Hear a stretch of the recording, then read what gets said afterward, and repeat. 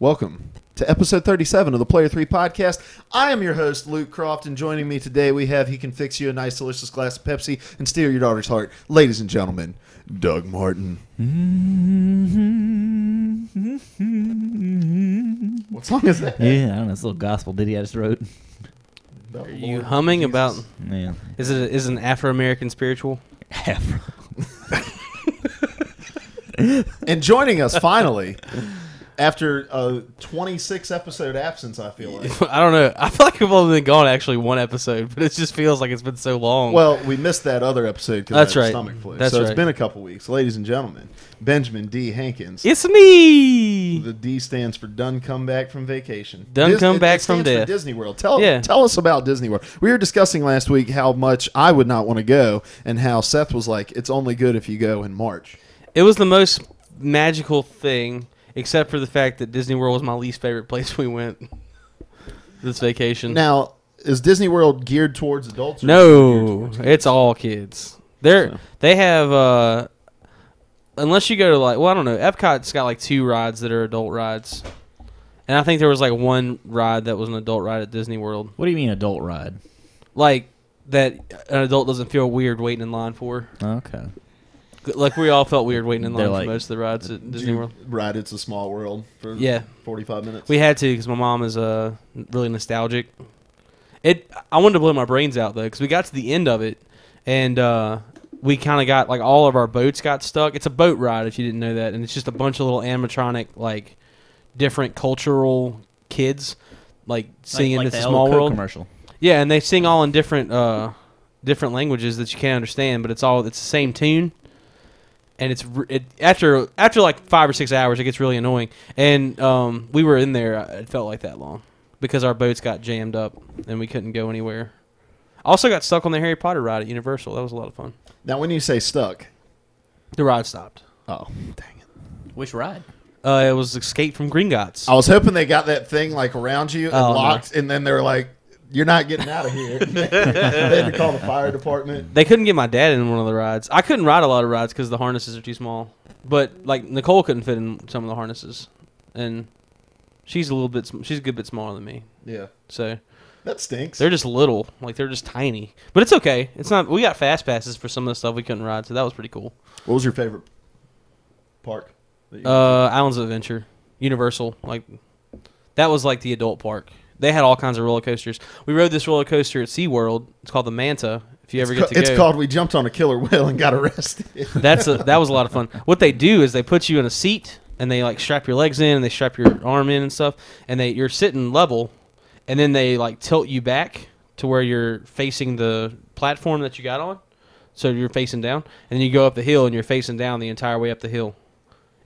It's terrifying if you're afraid of heights. That sounds awful. It's terrifying. I'm hyperventilating just thinking about it. It was a lot of fun though. It was a good roller coaster because the only thing that sucked about it was the guy checked my harness like 6 times, so I felt like something's wrong. Like it's not gonna work. He just came back and kept checking it, and I was like, "Look, dude, am I okay?" He said, "You'll probably be fine." And I was like, "Probably's not the word to tell me right now."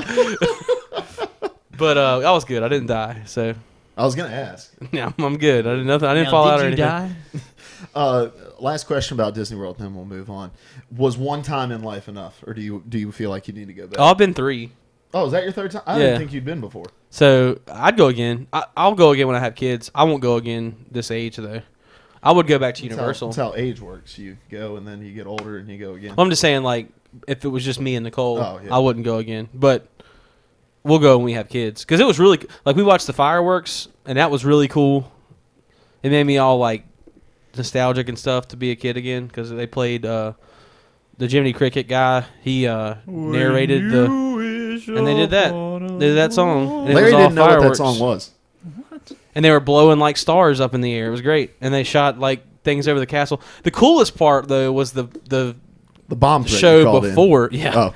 The show before the fireworks because they had a big projector and they put a bunch of stuff on the castle, and like at one point they shot a rocket off the main tower of the castle. It was really cool. What about boobs? How many boobs you see? How many boobs did I see?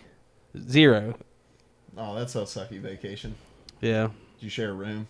I was with my parents, so. Yeah. I didn't mean your wife's boobs. I just meant boobs. Oh. Nah. We thought you were just being weird. Nah. Like maybe they man. projected some up on the castle or something like that. It's not that kind of world. Nah, they didn't project that. No, there's a lot of kids there, so they don't project many boobs on the Disney castle. World? Yeah, There's a lot of kids. Kids gotta eat. Went to Cape. We went to the Cape. That was pretty They don't cool. do it so that they don't get swarmed by a bunch of 6-year-olds Right, who right. haven't weaned themselves off. Exactly. You would have enjoyed that, Luke. There wasn't many lines at the Cape. Huh? Cape Canaveral, Kennedy Space Center. What was the temperature? It was hell. Yeah. I Yeah. see March, baby. Seriously. That was the majority of the. Which your wife's a teacher, but that's like a spring break trip. That's not a summer trip. Right. If we ever go again, we'll go like probably Christmas or something. Christmas break. That could be cool. All right, let's move on. All right. Let's begin. For those of you who do not know, we are the Player 3 Podcast. We get together every Monday and talk about Disney World. And then we get out of here after 6 minutes of a show. So thanks for tuning in. Just kidding. We get together every Monday. We talk about video games right here on twitch.tv/Player3 Podcast. We push this out on video at youtube.com/Player3 Podcast and audio versions of this podcast on all of our podcast services, iTunes, Podbean, Stitcher. Just search for us. You'll find us. Today, we will try to keep up with the chat. Diz isn't here. He had a long week of working with a bunch of kids, and so he took a day to just kind of get caught back up on sleep. But he'll be back with us next week. But stick around for the after party lounge if you're here with us live, and that's where we interact with the chat and really have a good time with you guys. So thank you for tuning in. But right now, we're going to get this week started like we get every week started with the releases of the week. Releases of the week. Clap, clap. I was a little disappointed because I thought you were going to really ham it up since you haven't been here. I thought you probably had a 3-piece band hidden out somewhere, and then they were going to come in. I don't want to overwhelm the new people. I want to give them an organic experience to what the podcast is usually like. These next 2 weeks are the weeks to come heavily prepared for the jingles because True, Larry's, 'cause Larry's not not here here. to shoot you in the face. Gosh, I'm bringing instruments next week. He's I got a already- ukulele. I'll bring my trumpet We actually have a pretty big week. recorder. A lot of releases this week. Yeah. Lots. There's Releasing like on- Mocha over there. What? Mocha. That's. You talking about that Frappuccino thing? Yeah, the Crappuccino. Is that what you called it? I would not open that bottle. That thing probably smells horrendous. It's got a lot of bugs in it. It does not have any There's bugs not in one it. bug in there. All right, releasing on both consoles, we have, I think this is episode 5 of the Game of Thrones Telltale series, A Nest of Vipers. If that's not right, I'm sorry. I tried to do the whole, play them as they come out, and I got a couple minutes into the second episode, and I'm like, I'm just waiting. I'm going to wait for all of these things to come out, and then I'm going to play them all. Yeah, because it started like a year ago, didn't it? It's been like a year. It hasn't been a year. I think the first, It's been a long, long time. it was November, I think, was the first one they it's released. coming up on a year. It's been a while.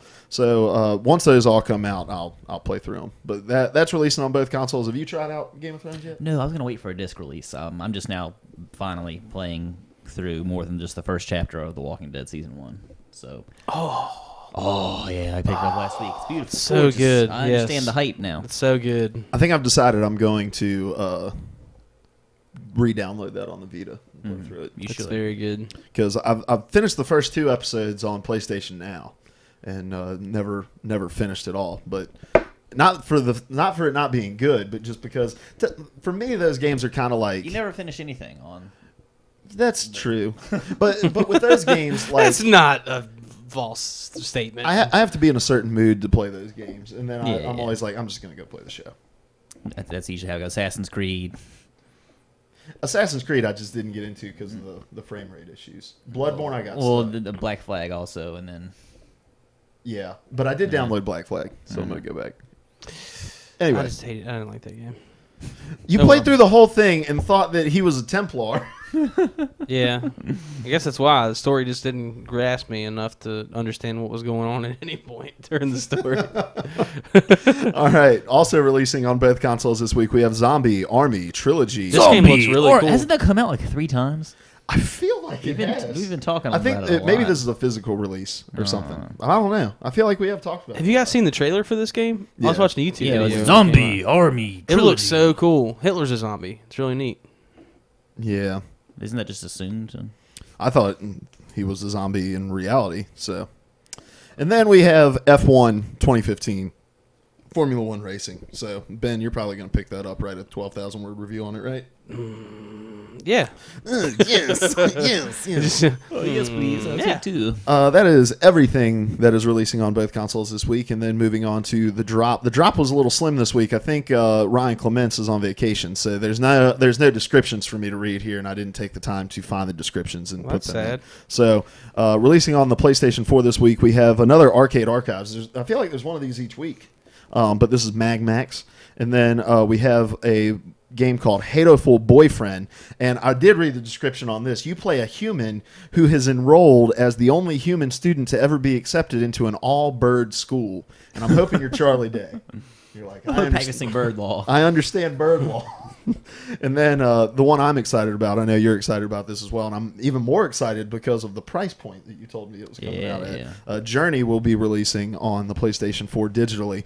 I have a feeling, I feel like I heard that it's releasing physically later. So let me... what is this price point? It's $11. Whoa! It's like $10.99, 11. I think it's $11.99. That's there's like game. a 20% discount on PlayStation. What I've seen of it looks pretty cool too. So, did you play it on PlayStation 3? No, I did not. I missed it. But See, the guys on Beyond have been talking about it so much that I'm mad at myself. It's only like an hour long, hour and a half long. Something that's like why that. the price then. And I kept hearing people talk about how good it was, and I was like, I don't know if this is going to come to PlayStation 4. So I went and watched a playthrough of it. But I'm excited to go play it because I was in a coffee shop. I was working on some stuff, and that's not really the way to experience it. No, it's sort of like puzzle platforming and whatnot, right? Or I don't know if it's necessarily puzzles, but it is platforming. Yeah. Aren't you on an island or something? No, you're in like this desert land. I don't want to talk too much about. What am I thinking about then? There's an Dead island Island. puzzle one. Dead Island. No, it's like a puzzle thing. Escape from Jumanji Island. Frogger. That's Nah. it. That's it. Frogger. That's what it was. It is getting a physical release later this summer. So that's according to PushSquare.com, an article written on April 16th. So, isn't Metal Gear Solid: The Phantom Pain? Is that huh? Oh, the Phantom Pain is is not. I always You're talking get that about mixed up with Ground Zeroes. Yeah, I do too. It comes out on September 1st. Oh, is it the first? Yes. Yeah, I have it in my notebook. I have it on my calendar, guys. It's in my calendar, so I know. So it's law. All right. And then we have Nut Jitsu. Is that what? It's like Fruit Ninja, but it's Is with it? nuts. No, I don't believe You you. know this for a fact? No, he's making that Oh, up. you're talking out your butt. You get the pecan and a crippler crossface, and you just submit them to the ground because that's what ninjutsu is, right? Pecan? Yeah, pecan. Can you pee in or a can of peas? It's a good question. Ooh. Tune in next week to find out. Haven't given it much thought. Then we have one Chanbara Z2 Chaos. Those are just words. Those aren't even words. They just One put letters in a Chanbara? blender and poured it out and said, that's the name of our game. Tell me all about Poltergeist, the pixelated horror. I don't know. This is interesting to me because I enjoyed Home. As confusing as it was, the experience of it was well done. And so... and you can cross-buy it for Vita, too. Ooh. And that'd be a good Vita game for you to play, I bet. Oh, yes. Although, when I play my Vita, I have headphones in, and playing horror games with headphones in. You know what's so cool about this title? Poltergeist is about getting sucked into a TV, isn't it?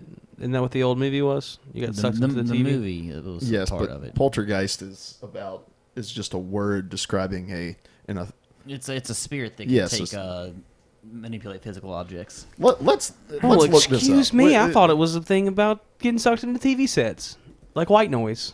Let's see. I'm guessing this game released on PC already because there are walkthrough videos of it. Yes, it released on October 20th. Probably. But let's just take a look, see what this is all about. Ooh, that's creepy. That looks pretty spooky. Ooh, a mustachio. All right, Is that Adolf? I need to get the stream set up. We may be switching computers here soon, and I can get the stream set up to where we can display it. All right. Did you ever I'm all wonder? right with this. It's a little 2.5D kind of thing going on here. Oh, look at your item box you got at the bottom there. It's pretty cool. Oh yeah, yeah. I'll probably check that out depending on what the price point is. Neat. So, all right. Moving on. We have Cube Director's Cut that's releasing on PS4, and then we have Wolfenstein: The Old Blood that's getting a physical release this week on PlayStation 4, and I'm assuming that's coming out for Xbox One as well. I didn't find that anywhere. And then Yasai Ninja is releasing on PlayStation 4. That's everything that's coming to the PS4 this week. Sorry that we didn't have descriptions. You can email Ryan Clements and tell him that you're very upset at him. He sucks. Yes. Love P3P. And then releasing on Xbox One, we have The Binding of Isaac Rebirth is finally coming to Xbox One. This is a randomly generated action RPG shooter with heavy roguelike elements following Isaac on his journey. Players will find bizarre treasures that change Isaac from Isaac's form, giving him superhuman abilities, enabling him to fight off droves of mysterious creatures, discover secrets, and fight his way to safety. And then we have Tembo, the BA Elephant. It's a larger-than-life 2D side-scrolling action adventure from the creative geniuses behind the Pokemon games. Whoa.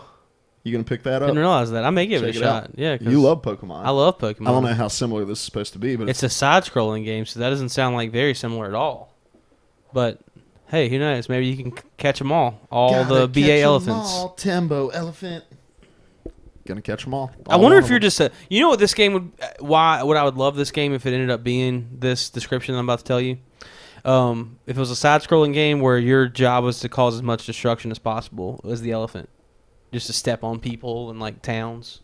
Oh, that's a step on towns. That's a fun concept for a game where you just try to, like, high score each level. It's kind of like... you remember Katamari? The game Katamari where you had to just roll squid. A ball up and stuff. Fried squid. Not calamari, Katamari. Oh, my apologies. Yeah. Oh, I'm not interested anymore. I'm getting kind of hungry. Yeah, that'd be cool. We're eating sushi tonight, boys. Well, me and you are. Yeah. It's going to be delicious. I can make some sometime. If you could learn how to cook rice. Yeah, get it right. What's our timer at there? Did your phone die? No, it's Oh, still I thought alive. your phone died. All right, but that is everything that is releasing this week on all of your next-gen or current-gen consoles. Releases of the week. Clap, clap. At the beach, too. You're, It's a my little, you're a jingle. little rusty. You're coming back from vacation. Yeah, it's my. I'm trying to do the laps, too, and it's getting me all, His like... head's still on all the boobies he saw. Isn't that good? Is that good? Doing laps? I'm writing them down. Lap system? Yeah, I'm if you, just just gonna keep lap it, if you just keep it going, I'll Hey, keep I writing got it you. down. I got you, brother. All right, now we're moving on to the news. News with the podcast guys. I got to do the jingles last week, so I'm kind of gonna wean myself off. It's of all right. them. It's like I'm in surround sound right now, Yeah, stereo, baby. and I'm not hearing just the disapproving groans of Larry Hunt over here. Who was at the beach this week? I don't know if I mentioned that to you. Nurse. Rest in peace, He's Larry. actually dead. I know we mentioned that to you. Yeah. Luke's changing the story up on you. Swallowed whole by a dolphin that he thought was a shark and caused panic. He embraced And everyone them. was like, "That's a dolphin," and he let his guard down, ate him. Dolphins do that, you know. Yes, That's why they swim in such large packs, because they're like kids and people aren't afraid of us. So why worry? Be happy, and then they just eat the people. Nice. Oh All right. no! Why did it go away? First item on the list, we have Hideo Kojima's name was removed from the Metal Gear Solid box art. So this game's coming out on September 1st. They released the official box art for it, and Kojima's name is nowhere to be found. The war's begun. Does it say how far they were on before he left? We He never didn't leave. established that. He's still working on. His team is still making Metal Gear Oh, Solid. okay. Didn't they take his name off of it, and then there was a big stink about it, so they put it back on, Something like that, yeah. and then they took it back off? See, when I saw this, I was thinking about what's his face, the other horror game. that Silent he's- Hills. Yeah, I was thinking about that. For some No, reason. if official box art was released officially, people would be pooping their pants because they're like, "Wait, this game's coming," and it isn't, guys. That game's not coming. ever. I saw a meme on Reddit that I was like, that sums this up perfectly. A man walks in, holding Metal Gear Solid, gives it to another guy, says, "I made this," and the guy takes it from him. He says, "You made this?" And then when he walks away, the guy goes, "I made this." And I understand. No, I don't understand. This seems incredibly petty to me. Like, this man put his time, his energy, his effort, and mobilized his team and his creative direction behind this game. It deserves to be on it. And it's a long-standing tradition of Metal Gear Solid. Like, one of the first things you see is a title card that says a Kojima production. Mm-hmm. And you're not going to get to see that in this iteration of the game. And that's not fair to a guy who spent years of his life trying to make this happen. And it just seems... They were talking about it on Unlocked, and they were like, they have given the public every reason to believe that they are the bad guy in this. even though they aren't releasing any details about what's happened within it, the public can only look at the way that they've handled everything so far and be like, well, they're the ones to blame. Exactly. I know we're getting deprived of, that long-standing tradition. We're getting deprived of PT and a whole Silent Hills release that everyone was looking forward to. As a guy who's into Metal Gear Solid, when you hear this news, I'm not surprised. Konami's. I mean, they've made clear that they are being very petty about it, just by the whole PT scandal as it was. I'm dreading the day that God forbid, knock on wood, something happens to my PlayStation. Hopefully, it never does. But then I'll never be able to go back and play PT and get the poop scared out of me all over again. Yeah. But yeah, I don't understand. Like, the man is directly responsible for this product, and his name's not going to be on the credits. Mm-hmm.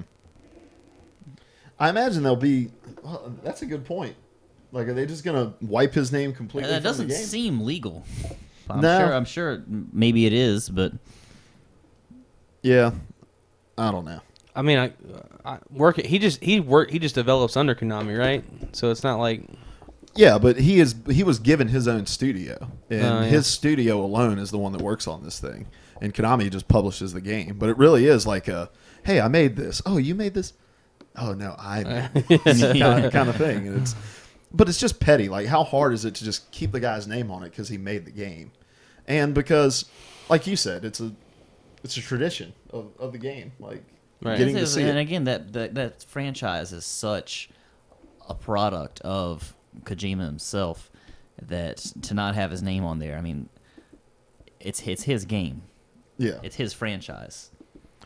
I can't wait for if this whole story kind of comes out and we understand what happened in this dissolving of a relationship. And we've talked at length about our speculation behind what happened, but it may just be one of those things that, like, truth is going to be better than anything that we came up with in it. And just to completely try to wipe out the memory of somebody from your company who's meant so much to your company, at least in that video game division of it, like, something crazy has to have had to have happened. You think Kojima actually developed a Metal Gear and tried to destroy Konami? I think that's most likely the explanation. And the game is actually about us really finding the unlock codes and getting it to destroy that company. Mm-hmm.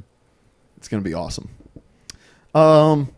Next item on the list. So, here, can you just write down the times when I say next item? Sure. Next item on the list, we have No Man's Sky's developer Sean Murray talks about the hype of his video game. We've talked a lot over the last couple weeks about No Man's Sky, so I don't particularly want to talk about the game itself, but rather I want to talk about what his talk about the hype in the video games.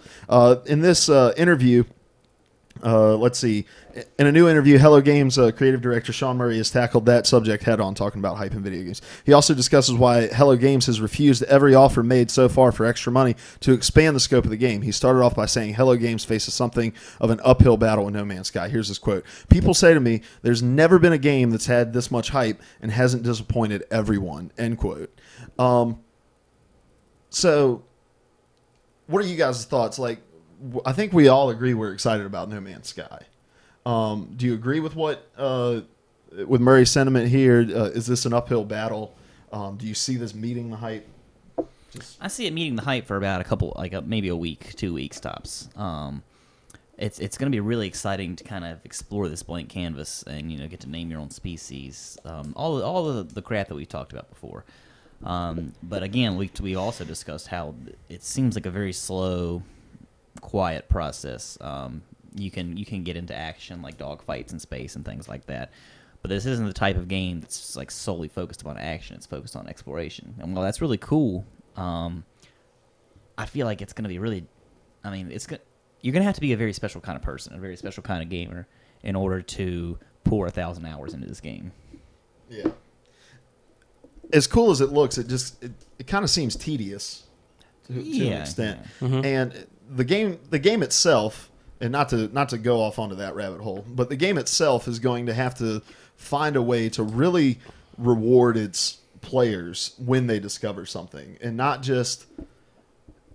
I can't imagine too many people being satisfied just with, oh look, I get to name this thing. Mm-hmm. Like what other rewards do I have? Or hey, this is a really pretty world that I found. Yeah.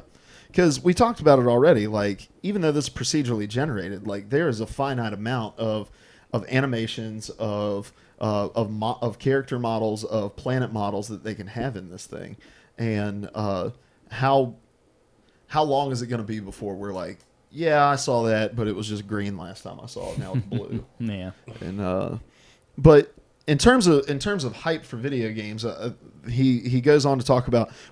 Quote, we've always ensured that every video and demo we put out is raw gameplay. Every time you see No Man's Sky, it's literally me playing. It's the most genuine way in which we can show the game. And I really appreciate that quote because we live in a world of CGI trailers and of pre-scripted gameplay, just showing vertical slices of a game that they want you to see.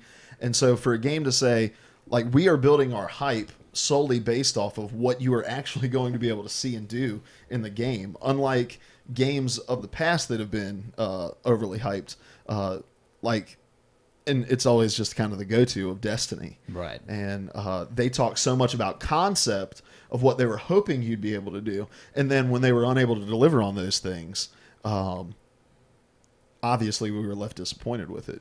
And so to come in and say, like, look, we have a build of this game and we're just going to play that build for you. We're not going to have a pre-scripted thing. We're not going to go into a video editor and just try to put something fancy together for you. We're just going to let you see it. I think is one way to ensure that, like, if there's any hype over this game, it's on you. Yeah. It's not on me. Right.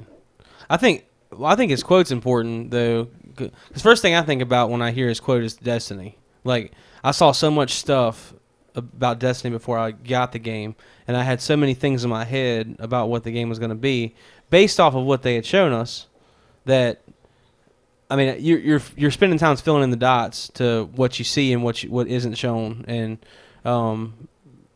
he's right to say there's never been a game that's been hyped as much as they're saying, and there hasn't been disappointment because people look at what they see, what you show them, and they connect the dots in the way they want to, and they think about how the game's going to play and what they're going to get from the game. And when they get it, it's not the same way as they thought it was. So I think it's important that what he's saying, they're showing raw, genuine gameplay, because I don't want to go into this game thinking, well, okay, how is this going to work when I get in the actual engine as opposed to this pre-rendered video that they're showing me. And like you said, the connections that you make and the hype that you put up it's on you at that point. It's not on the people who have tried to lead you in one direction and then pull the rug out from under you later.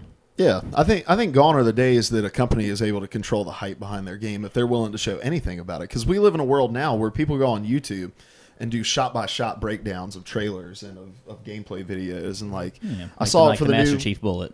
Yeah, I saw it for the new Star Wars trailer that was released at Comic-Con, where people just went in and they're like shot-by-shot talking about it, and it's like your analysis of a 3-minute trailer is as long as this movie is going to be, and in a world where there's just this internet echo chamber where people start talking and then people start reacting to other people talking and then you react to the reactions. Like, hype just has a tendency to build on itself and snowball in a way that, like, there are ways to do it that are genuine and that are faithful to what your game is, and I think Hello Games is doing that by just showing raw gameplay. That's one thing that I think Destiny learned, is because upon launch it was very mysterious about, we had the beta, we knew how some things were going to work, but it's in terms of raids and like the majority of the game past level 20, nobody really knew anything about. This last on when House of Wolves launched, in the weeks coming up to that, they started actually getting on and almost doing like let's plays showing you like how the House of Wolves would work, how the Trials of Osiris would work, how just walking you around in the reef. So really they started kind of putting the cards on the table and saying, look, this is what you're getting. And I think that probably did a lot to improve Destiny sales from what they've become, and like get a lot more people back into playing that have maybe given up on it. Yeah, a much better model. Just to, instead of trying to be veiled in what you're saying, just show exactly what it is. And I mean, of course, you're not everybody's gonna be down with what you're showing, but the people who your core audience that you're going after is gonna be hype for it, then you won't have a bunch of backlash. And see, some people that would be interested in Destiny may have been turned off immediately when it first came out because people were like, "This is nothing like what they said it was going to be," and now it's a completely different game than it was at launch. And people that are jaded just from that after the first release and the hype train that went on before it went, and then the change of what it actually ended up being, that those people are they're turned off to Destiny and they won't give it a chance, but just because of that. Like I think about like Larry, like he's so, I mean he's got it again, but he's not big on it, even though well he came around a little more in the long run, but definitely from where he was. Yeah, it's on the consumers really, just to kind of figure out, like, we need to stop giving developers necessarily like the benefit of the doubt, because we get burned by a game and we're like, all right, well, let's just start the hype train going on the next thing. right. And I'm guilty of the same thing too. Like, I'm so excited about the Division, Mm-hmm. and but really we've only seen vertical slices, and they have been really contained about what they want to show us, and we haven't really seen raw gameplay of it. It's been pre-scripted and just really what they want to see. And I can't wait for some like off-screen footage to come out at the next thing that they like, where it's playable. But we have a tendency to just it's short-term memory loss, where it's like, oh crap, well I just got burned by this thing. Oh wow, look at that thing. That looks great. It's coming out in 3 months. Let's talk about it every day for the next 3 months, until when it comes out we're just like, oh crap, this doesn't meet anywhere near the expectations I had of it. Like, we spend too much time talking about stuff and not enough time experiencing it. Right. And so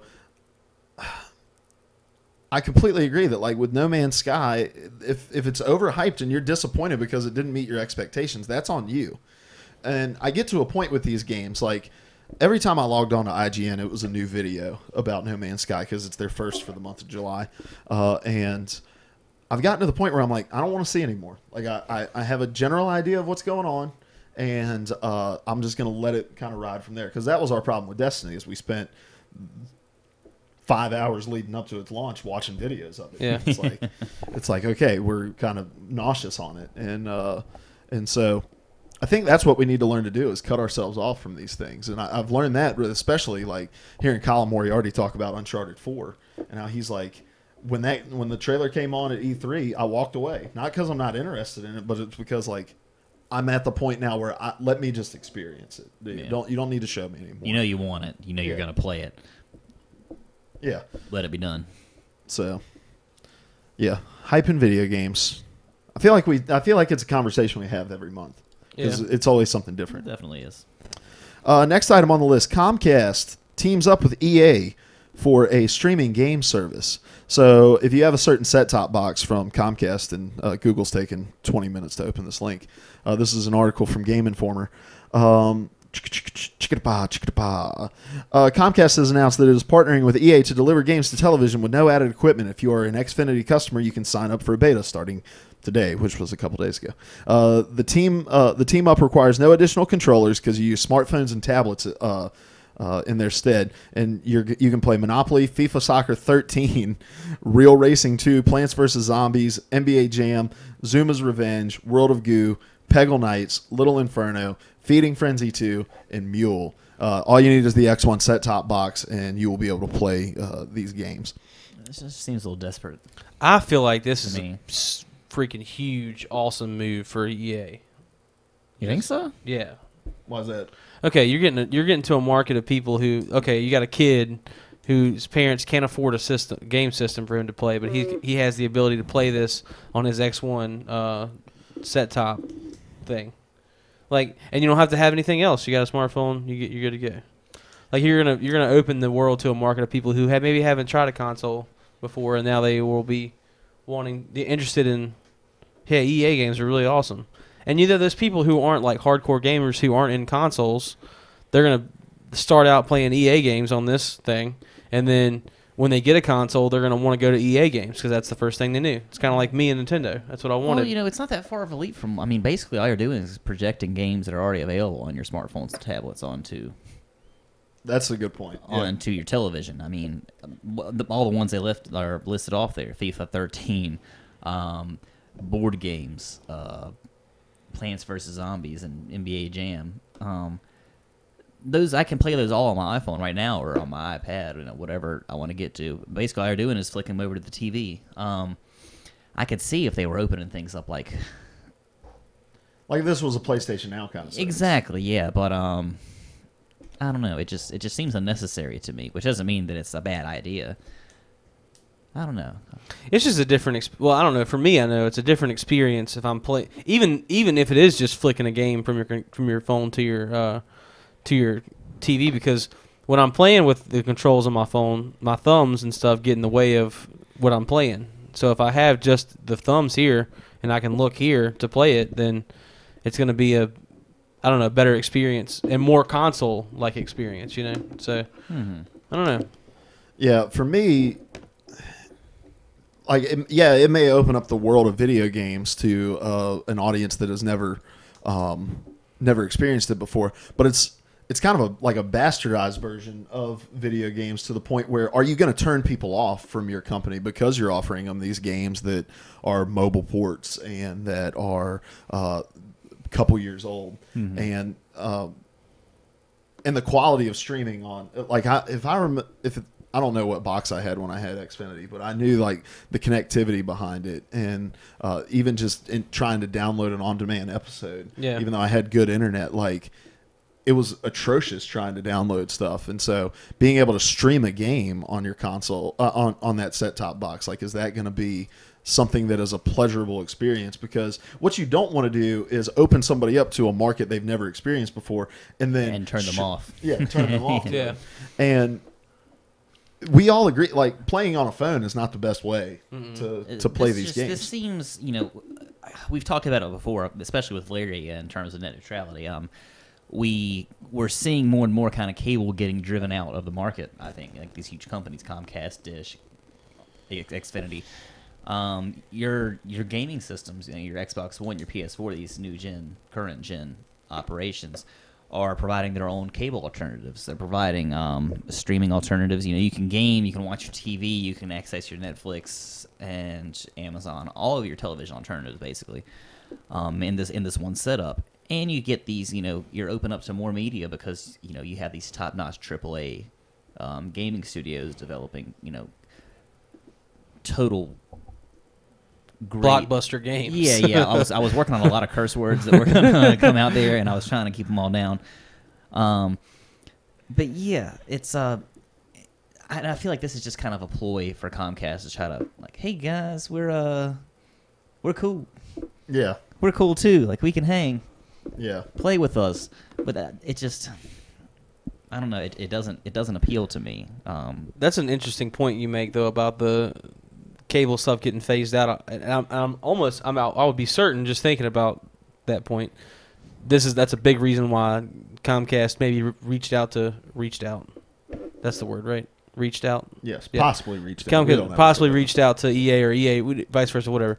But if Comcast was the one doing the reaching, then this may be a ploy for them to combat, their worth, which I don't understand why it wouldn't give them much reason to. It behooves EA more to have it on Comcast than Comcast to have EA on their service. But yeah, EA's getting paid either way. Yeah, but I think that could be a plausible reason as to why they're making this partnership, because they want to stay valid. They see everything going, the a la carte system starting to come into play, and people buying into that a little more, and maybe this will be a way for them to stay relevant. Yeah, but if their goal in this is to stay relevant, there's different ways of staying relevant. You mentioned one already, a la carte. If they said, hey, you can pick the channels that you want, you pay $2.50 per channel that you want. You pay a $10 charge for our service, and then $2.50 for every channel that you want, or something like that. And it's that's the way you stay relevant. Having 3-year-old games on your console is not on your set-top box. That's not the way that you stay relevant. It would be interesting to see, we've seen consoles move into the space of video games. Is there going to come a time where cable companies are releasing set-top boxes that double as gaming consoles, comparable gaming consoles, where Comcast develops hardware where their set-top box can receive their cable. You can plug a coaxial into it, but you can also put discs in it and play games. That would be interesting. But we also didn't mention this. These are two of the top 5 worst companies in America. They're voted almost every year. Yeah. And now they're teaming up together to try to take over the world. That's another thing I was going to say to that. It's not the best way for them to stay relevant, but if we're talking about Comcast here, do they really care about the best way to handle anything? Because they do what they want. Yeah. Well, and they ignored things like Netflix and online video streaming for so long and fell behind in that. And now it's like, you've waited even longer for this, because now Sony has developed the PlayStation Now with the power of Gaikai. Sakai is a college homework. That's my thing. You can use of Gaikai. And now they're releasing TVs that PlayStation Now is available on. And you don't need a console. You don't need a set-top box. It's built into the televisions for you to be able to play through. And it's like, why release a subpar service when there's something that exists already that is far superior and requires just as much equipment? In fact, even less equipment, because all you need is the TV to do it. Anyway, Comcast and EA, a match made in heaven. All right. Or hell, whichever way you want to look at it. Next item on the list, we have a new gameplay trailer that released for Tony Hawk Pro Skater 5. Did you guys check this out? Tasty. It looks so good. Dreamy. I'm so excited about this game. My favorite part is that it doesn't look good, but it looks like it's going to be fun as crap. Yeah. I know you mean it looks good and you want to play it. Yeah. The game looks like crap. I'm like, is this on N64? It looks PS2. It looks PS2. Yeah, it looks not good. But it looks so much fun. Yeah, it's like everyone wants Skate, and I would love a Skate 3. 3, is that what we're on? I think it's 4. I would love to have another Skate game. Those were fun. Tony Hawk is fun for a completely different reason, of just doing ridiculous crap and doing a 3.5 turn McTwist fakey grind on a landing back of on old a dark lady. Slide. Yeah. And shooting fireballs and trying to reach the highest point of the map to get the mystery box or whatever. Like, that's what I want out of Tony Hawk, and that's what that trailer showed me, is like, this is chaotic fun. I want crazy parks. I want a creator, which they showed. That looks very intuitive and very fun to use, and I want a good soundtrack. And we could skate together. That's the best part. We can hop in and out, man. It's gonna be so great. We make a park and we get to skate at each other's parks and stuff. Gosh, it's gonna be so good. And what we tend to forget about Tony Hawk was how fun the skater creator was, and all the crazy stuff that you could do to make your character. And you could earn underground time. Yeah. Couldn't you earn clothing and different skate decks and stuff and wheels and things? Yeah, and you could earn sponsorships and you could unlock all kinds of stuff, and that's what I want. That just seems like one of those things that I've got 20 minutes before I need to go somewhere. I'm going to pop that in. I don't want to jump into the story of a game. I don't want to play MLB The Show because it takes me 45 minutes to finish. I just want to play for 20 minutes, do some crazy crap, and get out of there. And that's what Tony Hawk is all about, and that's what this trailer showed me. And I'm so excited about it. Another cool thing about Tony Hawk, it's not, you don't have to be a really hardcore person to get into playing a Tony Hawk game. The controls are fairly simple. There aren't a lot of craziness unless you want to do super nuts tricks. And I'm married. You're married. It's just that's a cool thing to play with your wife. Seth is married to me. And you are married to me, and I am married to Seth. Therefore, we are all Welcome married. to Polygamy 3 podcast. That's right. What? P3P. Polygamy. Oh, okay. That's what we stand for. Right. All right. Wait, don't move on yet. Oh, we're not moving on. We're moving on now. Oh, okay. Now we're moving on. You're trying to save your battery life, aren't you? Yes. I wish I had a charger in here for you. It's okay. Would you like me to go get you one? No, it's okay. Would you like me to get you on honey? Because it's plugged up on the right-hand side of my bed. It is now not this. No, it's okay. Oh, okay. We can make it. All right, great. We got 7% battery. We're good. All right, Dead Island 2 loses its developer Jaeger as publisher Deep Silver moves on. This was an article from Polygon. And just some creative differences in what they wanted in their final product. And I'm going to read the quote once it loads up. I think we've talked about this before too. Dead Island 1's trailer was so powerful and so moving, and the final product wasn't that emotional like that. But it showed a direction that they were trying to go in, and then Techland broke off after Riptide, ended up making Dying Light, which was a more serious adaptation of the zombie apocalypse. Now, Dead Island 2 trailer comes along. It's got just some ridiculous dude power walking down the beach while crazy stuff happened, and it just seemed way too lighthearted. And I don't know if that's what they wanted to change or not. But obviously some creative differences. A representative from Deep Silver came out and said this, quote, "With Dead Island 2, Deep Silver has always been dedicated to delivering the sequel that Dead Island fans deserve. After careful consideration today, we announced the decision to part ways with the development partner, Jaeger," end quote. And Jaeger ended up responding to this, and I thought it was on an update in here, but I'll go find that. This game had a 2016 release date, early 2016, I believe. I don't see that happening anymore. Do you guys think this game's even going to come? I think it'll come. I mean, there are lots of people out there that probably want this still, no matter what it looks like, because zombies are cool. They're in right now. Definitely won't be early 2016, and if it is, I fear for the validity of the product. Yeah, because with this, obviously, Deep Silver owns the IP for Dead Island, so they continue and they will try to either find a studio or they will build a studio. If they find a studio, they can hand the assets over, get them working on it, and build it from there, and maybe we could get it sometime in late 2016. But if they're going to build their own studio, now that's an entirely different set of challenges and all that sort of stuff, and it's going to take them quite some time to do it. And I'm still trying to find the quote that anyway, it doesn't matter. But they've shown gameplay of this game. And so now it's like everything that we've seen. Well, you're watching some of it right now, and it looks fun. It looks cool. I mean, there's a lot of really cool things. Blood. And I think its biggest problem with the fans was that it came out, like the trailer at least came out in too close a proximity to Sunset Overdrive. Yeah, and they look like exactly the same game, just with regular zombies as opposed to hyped up caffeine free. It just looks too happy. Like everything's way too happy. Yeah, and I don't know, like, Dying Light was a surprise in how successful it was and how well it was received. And did Deep Silver move on? Did Deep Silver and Techland part ways because of this change of direction, where Techland wanted to make something more serious, whereas Deep Silver wanted to approach the zombie apocalypse in a more lighthearted manner? Because the way that you're building weapons and you're destroying zombies, and that reminds me a lot of Dead Rising.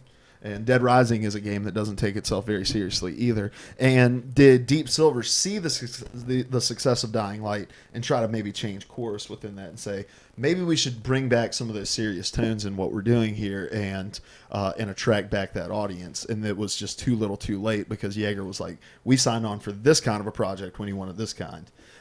That's all speculation, but here it is. They did respond, and this is from Jaeger CEO Timo Ullman. He says, quote, "Our team is made of the best creative minds and tech specialists who all share a common identity. The team worked with enthusiasm to take Dead Island 2 to a new level of quality. However, Jaeger and Deep Silver's respective visions of the project fell out of alignment, which led to the decision that has been made." And so vision for it, obviously that's about concept, and that's about or maybe it was just like, this is also possible that Jaeger came in and was like, we need more time to do what we need to do, and Deep Silver, being a publisher, is like, we need this out at X amount of time, and if you're not going to be able to do it, we'll go find somebody that does it.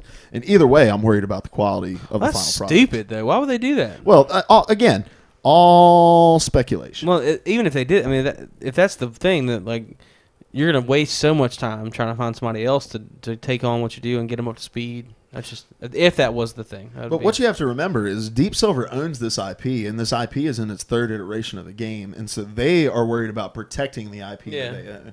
And so if they're looking at what Jaeger's doing, and they say, we don't think this is the best, this is in our best interest in terms of continuing to do this when we go to Dead Island 3 or Dead Island : whatever. Mm-hmm. Like, then the business decision you need to make there is let's move on, because our this IP is worth more than just this iteration of the game. Right. And this iteration of the game being the first one on current gen consoles is make or break. So if we can't get on the same page, we need to just move on. And I'm hoping that happened early on in the falling out of like the disaligning of visions, rather than later on, to where it's like we're going to get these assets and it's just going to be in shambles. Because I know Larry was a Dead Island guy, and It was a great game. so it'll be interesting to see. I imagine this will probably get a relaunch trailer at, I don't know, E3 next year, Gamescom next year, something like that, depending on how quick they can find somebody to take the project over. Roy295 says Dead Island just doesn't look good to me. I didn't like the gameplay, and the first one was fine. The trailer was very good, so I really don't care about it. He says it's just his opinion. Yeah, man. Yeah, it's next to the bed, right hand side, behind the bed is where it's plugged in. And I think that's kind of how we all felt about it. We saw the trailer and we were like, eh. Yeah, I know. I didn't care about it at all when I saw it too. It just didn't look good. Yeah, and in a world where we are just saturated with zombie experiences, it's like, do we need another one that looks at it like this? Yeah. Whereas but then again, now if you came out with a serious one, I mean, that was Techland that made Dying Light. It's gonna be like the same game, just without the parkour. Yeah, that's very true. So now it's kind of like where can you go without oversaturating even further, oversaturating. Yeah, well, and Sunset Overdrive was like that game got a 9.5 in my. It was well received by critics. I think that it probably didn't sell anywhere near as well as it was received. And it was at a time where Xbox was really trying to catch up. They were really worried about their exclusives, and it came out right at the beginning of the turning of the tides. Like, it was the first game that released after the E3 where people were like, okay, Xbox is back. And so, but for those of us who did play it, and you got to watch a little bit of it, for me it was like, this was everything I want a like quirky, fun zombie game to be. Because I've played Dead Rising. I'm not a huge Dead Rising fan, but with Sunset Overdrive, I was like, it's high energy. The story's entertaining. I was actually laughing at video game humor, which is not something that often happens for me. And so, are there games that are able to exist in the spectrum between, which is where Dead Island 2 was going to fall, where it wasn't going to take itself entirely seriously, but it wasn't going to be something that was crazy over the top. And because Techland did something so revolutionary as that first-person parkour system, and it's like, well, our game is just going to be that game without that. Yeah. And that's the thing that set it apart. Exactly. What can you do? You can... I have no idea. And there we go. You can give us all $100 for buying your game. It's the Call of Duty, first-person shooter movement conversation we've had so many times on here. How can you go back to just a guy running around through a battlefield when you've been able to fly at light speed with jetpacks and things like that now? Yeah. It's going to be a little tough the next time an iteration like that comes out in the Call of Duty franchise. But anyway, that's neither here nor there. Yeah. That's a cat in the handbasket. That's exactly what it is. You took the words right out of my mouth. Can I Speaking steal of your cats beer? and stuff like that, you been watching BoJack Horseman? No. Season 2 just came back. No, I haven't finished season 1 yet. Oh, really? Dude, we bounce around between shows, and Hey, Lauren you gets guys are addicted. a bunch of bouncers. Well, Lauren gets addicted to stuff, and so anytime she got addicted to Parenthood. I think she watched it all in like 2 weeks or something like that. Yeah. Which I only watched episodes when I was in the room. Like, she watched it without me, and I was like, this show's kind of good. Yeah. It's kind of girly, but it's kind of good, and it's kind of sad, and it has Coach in it. It has that Coach. show from the show Coach. Oh, okay. That show had all like these successful stars in it because it had him, had Ray Romano in it, has the mom from Gilmore Girls in it. Oh, does it, Lorelai? Yeah, Oh. yeah. So Oh, I actually think you'd love that show. I probably would, yeah. You should check it out. I like a lot of girly media. Yeah, it's very emotional. How did we do this? Conversational podcast. Yeah. All right. Next item on the list. A study finds that people still prefer purchasing games physical over digital. And this is one of those other topics we just love talking about here. Surprise. So I think they interviewed like 1,000. Oh, and GameSpot is currently down for maintenance. Fantastic. And I don't have a mirror site for this, so I'm going to not try to make up the statistics. But it showed an overwhelming majority of the 1,000 people that they interviewed were still buying their games physical over digital. Which, I mean, it's not hard to see. I mean, the prices just aren't like anybody's going to rather be able to have something and trade it in, or have something on their shelf to commemorate the experience. And Or save their memory. we're dealing with things right now where like PlayStation Network is making it just that much harder. For even with people with the best internet speeds, it's just impossibly slow to download a game or to download an update for something. And in an era where we've got like Batman came out 3 weeks ago or a month ago, whatever it's been now, and right off the bat, like 4.5 gigabyte patch. Yeah. Vanishing of Ethan Carter, which we may or may not talk about today. Probably not today. Not today. We'll wait Okay. till next week. That is like a 4.9 gigabyte game, and the update for it is like 4.5 gigabytes. What we got to remember within that stuff, though, is a lot of times that within the patch, it's not like 4.9 plus 4.5. No, It but replaces assets for it. This one was though. Oh, was it? I think so, because I was reading something, and I may be mistaken on this. I don't have the computer in front of me, but it was something about some issues that they were having on the PlayStation. In terms of like save files, it was a very rare issue, but it was something about how they had to actually kind of like reprogram the game and the update all over again and add some or something like that. So that's why it was such a big update. But the size of the update is neither here nor there. But it's a question of how fast these things can be downloaded to your system, regardless of your internet speed, and that's just something that PlayStation has to get sorted out. Well, and Xbox too, to some degree. And for guys who've sworn off pre-ordering for the next 365 days, it's even harder. Well, we're down to like 100 now. So you guys added a lot of things. Yeah. Like I love the idea of preloading. I was so in. Which we're probably. I'm gonna. We need to have a talk. Are you gonna pre-order something? We were talking about Star Wars. not Star Wars, but yeah, probably that too. We were talking about having our what's the name of the game? Hayden Panettiere. Until Dawn. Until Dawn. We were talking about doing like a midnight party for that. I really don't want to go to GameStop and pick that up. Nah, we can do a midnight party the next night. Either that, or what if we preload it and play it that night? Yeah, that'd be fun. Yeah, we'll talk. Will it be a Friday? We'll see. Welcome to personal. I don't have a thing that I can't pre-order games. So You don't? no, I didn't. Oh no, say. he never made that promise. No. We made that promise. Scab. And Larry jumped on the bandwagon too. But yeah, you were gonna say something. I stepped. Oh all no, over you're the good. I was just my thing with digital now is I never actually own it. Like they could take it away from me at any point. Physical, I have it. Yeah, like your PT syndrome, which I mean, they're less likely to do that with something that you didn't pay for. Well, it's like the iTunes, like Yeah, the but iTunes Bruce thing. Willis thing. Yeah, like I can't, like it at any point, or that guy that got all his crap taken because he couldn't access his account or somebody broke into his account. Like Yeah. you never truly have it when it's digital, and Well- that's why I think I'm so much more physical than.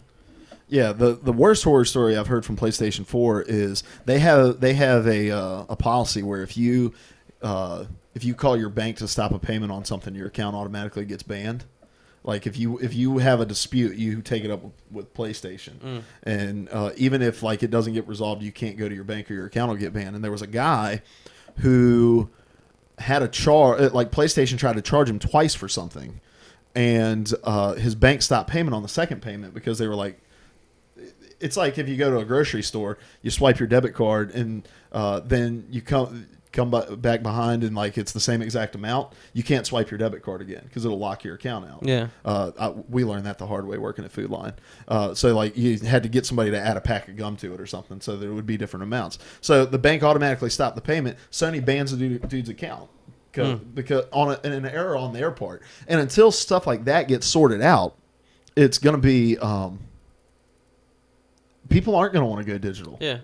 And we talked about this last week with Lizard Squad, that dude getting like such a minimal charge, and it's like we're still trying to figure out laws and rules and ethics in this digital world, in this digital sphere, and like what is ownership within it. And until there are terms of service and terms and conditions that show me that I am the owner of the things that I purchase digitally, people are going to hesitate to do it. Now, saying that, I find myself buying more things digitally than I ever have before or ever imagined that I would, because it's like, it's there.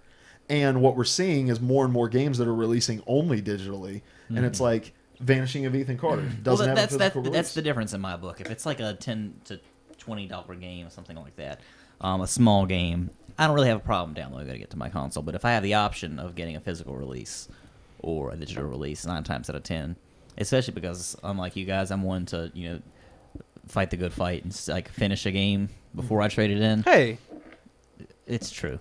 I'll It's accept true. it. It's I'll true. accept it. That may be my New Year's resolution next year, is to finish more the games. games. To That's never why you buy bought a The game and Witcher not finish it? on digital, so that you wouldn't feel the urge to trade it in because it's so long. It's not a bad thing. It's just you guys don't finish a lot of games. I've only beat the Griffin in The Witcher still. Yeah, exactly. You haven't even gotten to the world yet. Ben's like, I've already traded it in, bought it again because I thought I'd do it, and then traded it in. Yeah, exactly. But yeah, I mean that's the thing is for you guys it's kind of a self-control thing, which is cool. But I don't know where I was going with that. For you like I to lost hold on myself. to the I thing like- because you won't I trade like it to in. hold on to the game, and then after I'm done with it, I can trade it in. But I like that option. My mind frame in it has shifted more to like, for games that like annualized games, I don't want to do it. Like I'm never gonna buy Madden digital. Yeah, Just because it's like I'm gonna play 16 for 4, 5, 6 months, and then 17 will be coming around, and I can't trade that in. And but then for games like The Witcher that are huge, and I want to be a guy who finishes games more. Like, and it's not that I don't like the games that I trade in. Yeah, it's just yeah. that something else comes along. There's so little time, and these games keep coming out, and it's like, how do you find the time? Yeah, and doing what we do now and talking about video games, it's like I kind of want to have this well-rounded idea of what all's out there to experience, so that I can have like a measuring stick to set things next to. But with The Witcher, my strategy really was like, I'm going to buy this digital because I know if I buy it physical, I'm going to see it on the shelf and I'm going to be like, haven't played that in 2 weeks, probably going to go take it back. But now I'm always like, I kind of want to play The Witcher and chip away at it, and I haven't done that, but just having that feeling is like that wouldn't be there if I had bought it physical. And so hold on one second, my wife just texted me about something very important. Any other thoughts on physical and digital? I don't know. I can't see myself making the complete. I agree with you. It's a lot more convenient to have a digital game. Like I bought the EA Access, and I've got FIFA and Madden and stuff on my Xbox, and I can just like flip back and forth, and I don't have to get up and change a disc out. But if I'm too lazy to get up 5 feet to my TV and switch out some things, there's something wrong. I need to re-examine myself. Yeah. Twizzler803 brings up a good point too. Not just about annualized things, but he says, I will if it's a game like he'll buy it physical if it's a game like The Order that doesn't have a very good like replay value within it. Like if I see something and it's like that's 6 hours long and it's $60, I'm not gonna. I'm not buying that. Which is weird again because we were talking about The Vanishing of Ethan Carter and how it's only digital and it's like a 3.5 hour game. Right, but it was $20. Yeah. So, and that you already mentioned that, but that's the difference. Like, and it's funny because you can tell like they're conditioning us to be more and more okay with digital, even when there's crappy terms of service. But it's like you're putting me in a corner here because it's cheaper. Indie developers aren't going to want to release their games physical because it's more expensive, and so. Like, it works for them, it works for Sony, and it works for us on a convenience level, but it's like, well, I'm going to ignore everything that I feel about my hesitations in buying digital copies because of your crappy terms and buy your game. And then it's like, how many... I just can't wait for not can't wait, but I know it's coming in the next couple years where a big publisher is going to say, only digital, only releasing this digital.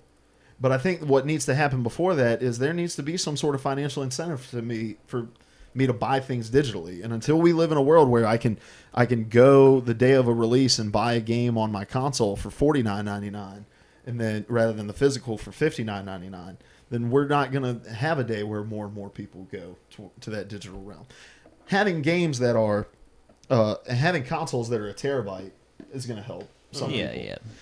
And you know, now PlayStation and Xbox both have that. The only problem with that is the gig count for the games keeps jumping up. Like That's you look true. at the 360 games, the top game may have been like 10 gigs. Well, that's because maybe. you didn't have to install right, at the but time. You were running off the disc. but these games, 30 gigs that you're putting into your system there, and a 500 gigabyte hard drive sounds great until you start putting in 35, 40 gigabyte games, and then you realize like I can't fit that much stuff in here. Well, and I feel like Master Chief Collection and The Witcher for me, that's a quarter of my Xbox. Yeah. You know, and now it's becoming less about like what do I want to trade in, and more about like okay, what am I done with and can delete.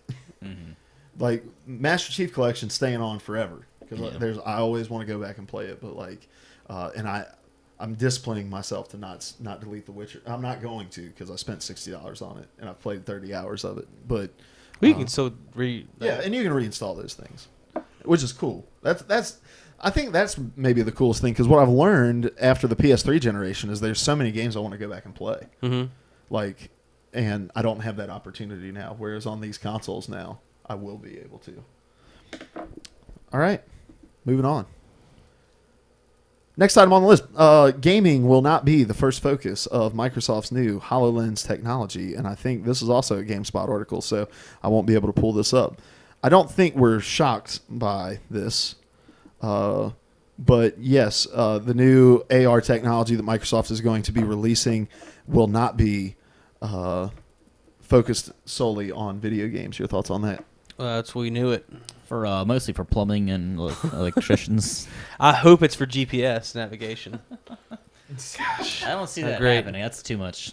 Well, you gotta have a long cable for that to happen. There's no cables.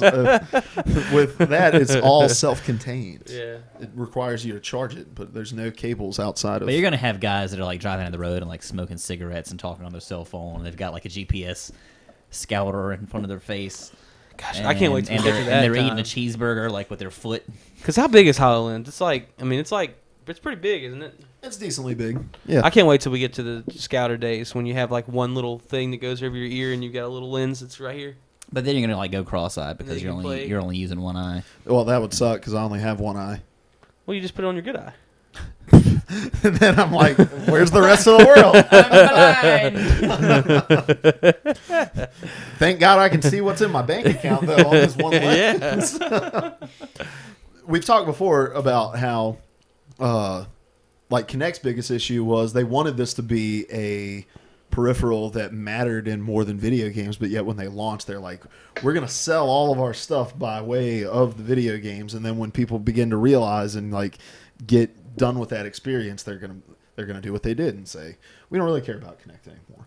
And so getting it, like they did a demo, I don't even remember where it was at, but one of the cooler things I saw was like it was a medical class. It was people training to be doctors, and they were in a room and they all saw this cadaver. You know how like if you're training to be any kind of like doctor of any sort, you actually work on a real cadaver, a real dead person. Donate your body to science, Ben. I am. Heard that? It's It's already been done. It's the cheapest way to get rid of my body. You actually get paid. It's not the cheapest way. Yeah, it is. We'll get rid of you. We'll eat you. Eat me, cool. Yeah. You get the hunger. and I'm then gonna have eat to you, Ben. Oh, I'm gonna enjoy. I'm gonna lick my fingers. I'm really fatty, so that's where all the flavor is. So I'd probably taste delicious. I don't know. Like when you get a steak and it's mostly fat and you gotta like send it back. Hey, can you get Nicole to start giving you like 3 massages a day? Toughen me up a We little gotta bit. tenderize you, cowboy. Yeah, like Kobe beef. Oh, tenderize me. Like she just comes in and just kinda, Kobe beef. Like Just what kinda like what kneads Hannibal on it. like Hannibal does. Like he feeds you oysters and like feeds you really well. Soft meats. Stuff like that. Yeah, feed my like- boys only the these- softest like of these really meats. gourmet cuisines and like because that's what the Romans did to like their beef and stuff to Make 'em taste good. make it taste better. Give yeah. them the good tastes. Yeah, so you will taste good by the time I'm done with you. I'm gonna feed you so much. While I'm dead. Not while you're dead, before you're dead. I don't understand the timeline of this. Then I kill you. I feed you. You're going gonna to eat me alive? I feed... No. Oh, my gosh. If we can find a way to extract things from you. Hey, Dwight Schrute did that on The Office. He's got a... I don't think he actually did He's that. got 9 3/4 horses because he has one that's like chopping meat off of it as it goes. Anyway. How much Kuslema said no. Wait, I'm going to eat you is the bottom line. Anyway, so it's all these med students. They're standing in a room and they're looking at the center of the room. There's nothing actually there, but they're all seeing this cadaver from their own perspective because that's the way the HoloLens works. And it's like, that's what Xbox is going to need to do for this thing to be successful. I think we all agree that Morpheus is going to come out and there are going to be all of 12 people that care. Yeah. Because the only application that it has is through video games, and it's not the best available experience because Oculus has been in development way longer. And I think across the board, people who have seen both say Oculus is the thing to go And with. Oculus is partly augmented reality too, isn't it? No, it's That's fully Is it fully virtual? But- What's the thing that they had that people were playing Ingress with that showed the portals? And it was like... I think we made that up. No, it was a real thing. People were doing videos. He had a video. He was wearing a pair of glasses, and it showed the Was it the Google Glass? maybe in Google Glass. Yeah. I have no idea. Roy295, back to our eating people conversation, says, what are we even talking about? Does Xbox equal eating people? Absolutely. Yes. Anyway, That's capitalism 101, baby. Microsoft understands, and they understand this because of the abysmal failure that... Not abysmal failure. The flare-out. Abysmal failure. The eventual abysmal failure. Unless you of are just like a diehard Just Dance fan. Just Dance fan. Like, that's the only thing. The controls are terrible for everything else. Or like Star Wars. But I don't think we can argue that the first Kinect commercially, if not critically, was wildly successful. Yeah. They sold a crap ton of that stuff. Yeah. And Kinect 2 obviously was not as big of a success. In fact, it was one of the things that caused Xbox One to fall behind in this generation. But they understand, like, we need to be relevant in all these other spheres because no one takes a video game peripheral seriously outside of the video game world. So let's get taken seriously out there. Then we can revert our focus to HoloLens. I need to see its application in video games outside of Minecraft, though, and see what it can do. But I don't know if we're going to see that, and I'm okay with that. The coolest thing for me that it could do with video games would be if you could project the video game on your wall. Oh, You no, have they- it on the screen. They showed that. That's You can do that's that. I mean that's Yeah. the there you go. That's all you need to do because people don't have to worry about their huge screen TVs anymore. That just blows your thing up on the wall. Yeah, but I don't feel like I would want that. I'm with you on that. Yeah, I think you said that. I still want a TV. Well, me and you, us, yeah. But I'm thinking like me back when I lived with my parents and I didn't have access to a TV all the time. And you were trying to unlock that hot coffee scene in Right. The early San Andreas, and you're like, I don't want my papa to see this. Right, nobody can see it, but I can see it. I want to see it. Or really, the application would hold true if my wife wanted to watch TV in the living room and I wanted to play on the wall. She doesn't have to even look at what I'm playing. Or when my wife and I are sitting in the same room and I just decide, like, I want to be married to someone else, and I look at my wife, and boom, she's set. You can just like project a skin onto her. That would be like interesting if that could happen.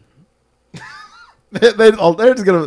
When you're rocking on top, Oh my god! She took it too Anyway, far. when you go to a point and you're like, "Oh, Seth," and No, I'm not. That's gonna get I'm not you saying in for trouble. me. That's gonna get you in I'm not trouble. saying for me. Yes, I'm you just are. saying like Yes, you that. are. If they make it to where that can happen, What are we talking about? like you can make other people look like other people.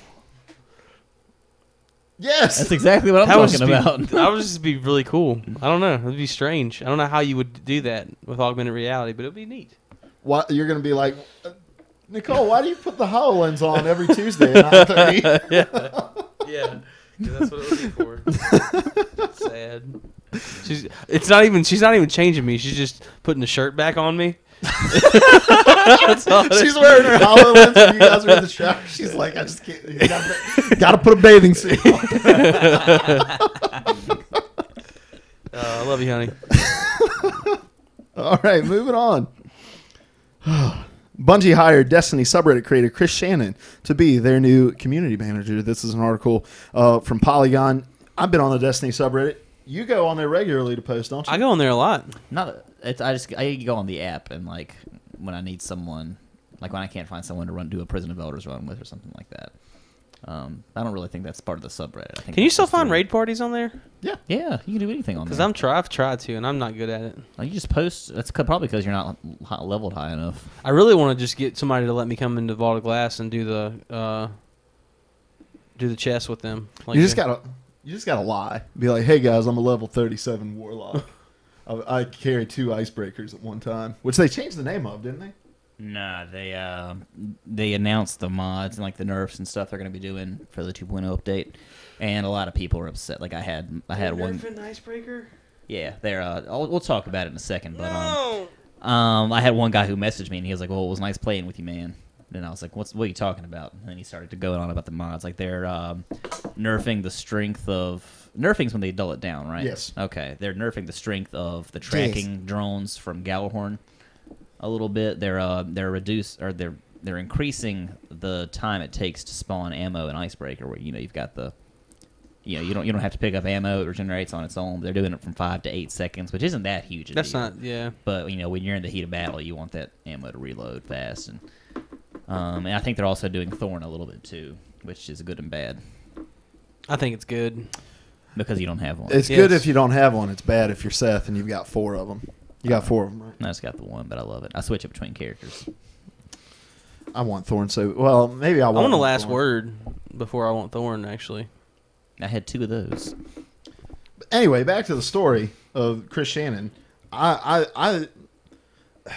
I become more and more disenfranchised with Reddit the longer that I stay on there, and I see the way that they react to things and then the way the rest of the world reacts to things. Like, Reddit constantly thinks the sky is falling and everyone else sees the world for what it is.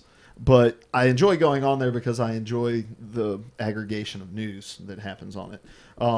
And just kind of being in the loop and reading other people's opinions. But the Destiny subreddit is one of the best communities on Reddit, in my opinion. Everyone loves the game, and they are always incredibly helpful for people who don't know what they're doing. And I really enjoy that subreddit, and I think it was smart of Bungie to recognize, like, there is somebody who is in charge of this thing. They put together that subreddit. I think that said in the article, this Chris Shannon dude made this subreddit when Destiny was... All we knew about Destiny was a couple pieces of concept art from it. And he saw this game and built a community from there and manages that community really, really well. And that's what Bungie needs, is somebody who can be a go-between. And Deej does that for them and does a decent job at it. But this guy understands there's a mindset in Reddit that you have to play to. And that's why people stay behind and lurk for so long before trying to interact with the community, because you have to understand that culture. And they're really representative of kind of the skepticism of the internet age altogether.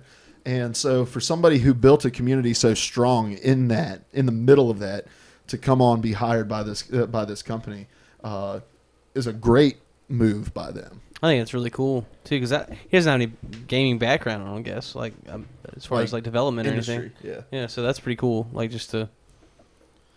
Like, can you imagine it? I don't imagine that guy sat down and was like, I'm going to create our Destiny, the game, and then in a couple of years I'm going to be working full-time for Bungie.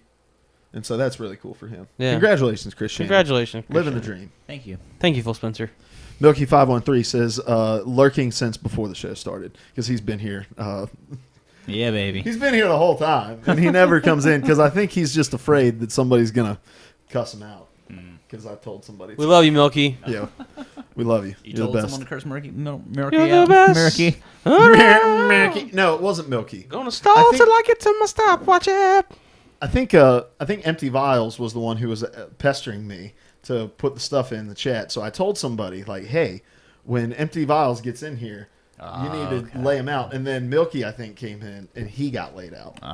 And I was like, wrong guy. You got the wrong guy here. But anyway, so next item on the list. There will be a demo release for Uncharted Collection this summer, which is funny. This is from Games Radar. We don't see too many demos anymore. Oh, that was the other Especially thing. for reboots. I missed it, guys. I missed something on the PS4. What? The beta for Street Fighter V is releasing this week on the PlayStation 4 as well. But anyway. Is it open? Oh, that's a great question. I have no idea. All right. Moving on. A playable demo of Uncharted: The Nathan Drake Collection will hit the PlayStation Store this summer, so you'll be able to see the gameplay, see if the gameplay tweaks meet your approval before the full game comes out on October 7th in the US and the 8th in the UK. Until then, you can see Uncharted, blah, blah, blah. Anyway, so there's a demo coming, and I'm like, please, let this come back. I want demos to be a thing again. Yeah, demos would be really cool. I don't know if I've seen a demo for a reboot. Like, this may be the first demo for a reboot I've seen. It's like a rebooted collection. Yeah, it's a remaster. That's a good point. Like, I don't know if I remember a re-release demo for anything. I think it's more important because they're showing. Again, this is one of like the most beloved PlayStation franchises, and they really upgraded the frame rate and the definition to a point where it's almost like you're playing a different game. There are no more stutters supposedly anymore. We'll see how that actually plays out. But I think they really want to show this off and to show what you're going to be missing if you don't go back and play through these games in anticipation for A Thief's End. I agree. I think it's a really cool thing for them to do. Because I went back and played the first Uncharted on the PS Now, and it looked ugly. I thought. See, I didn't think it looked ugly. I thought the only thing I'm like, I don't want to use 6-axis to throw grenades. This is the stupidest thing ever. Well, I hated using the R1 and R2 to shoot. I mean, R1 and L1 to shoot. Like I hate going. I don't know. I hate making that was that just PlayStation 3 in general. switch. Yeah. Yeah. But I mean, it was just, I don't know. It was for me it was ugly, but it's because I never played it originally, so I didn't have any point of reference, and I don't know. I think it's cool for them to have enough faith in their game to say, hey, that we've done this, we've made all these changes. Check out the changes before you buy it. I think that's a big reason why a lot of people, while we've lost some demos, because people are relying so much on their hype train to get their sales up, they don't want to actually show gameplay. Yeah. When you're selling games and people don't even have to touch the game, like, why risk? There really is no benefit to demos anymore because so many people we've fallen into that culture of we're going to watch a video and make our determine whether or not we're interested. We're going to buy it from there. And and here's the thing, like, Naughty Dog's not worried. Naughty Dog knows what they're doing is good. And they could release Turd Simulator by Naughty Dog, and I'd buy it. It'd have a great story. It would have an excellent story. Gosh, they should do that. From the humble beginnings of a Chipotle burrito. All right, moving on. Next item on the list. Please, we'll do. June's NPD report shows PS4 leading in software and hardware sales on the back of the Batman Arkham Knight bundle. That's got that fancy terabyte hard drive, right? Yes, I believe so. So, and not early contender, but a contender for Game of the Year already. So bundle two things together that people really, really want, and people will buy it. That's the lesson that you learn from that. I always love the way that they spin these things.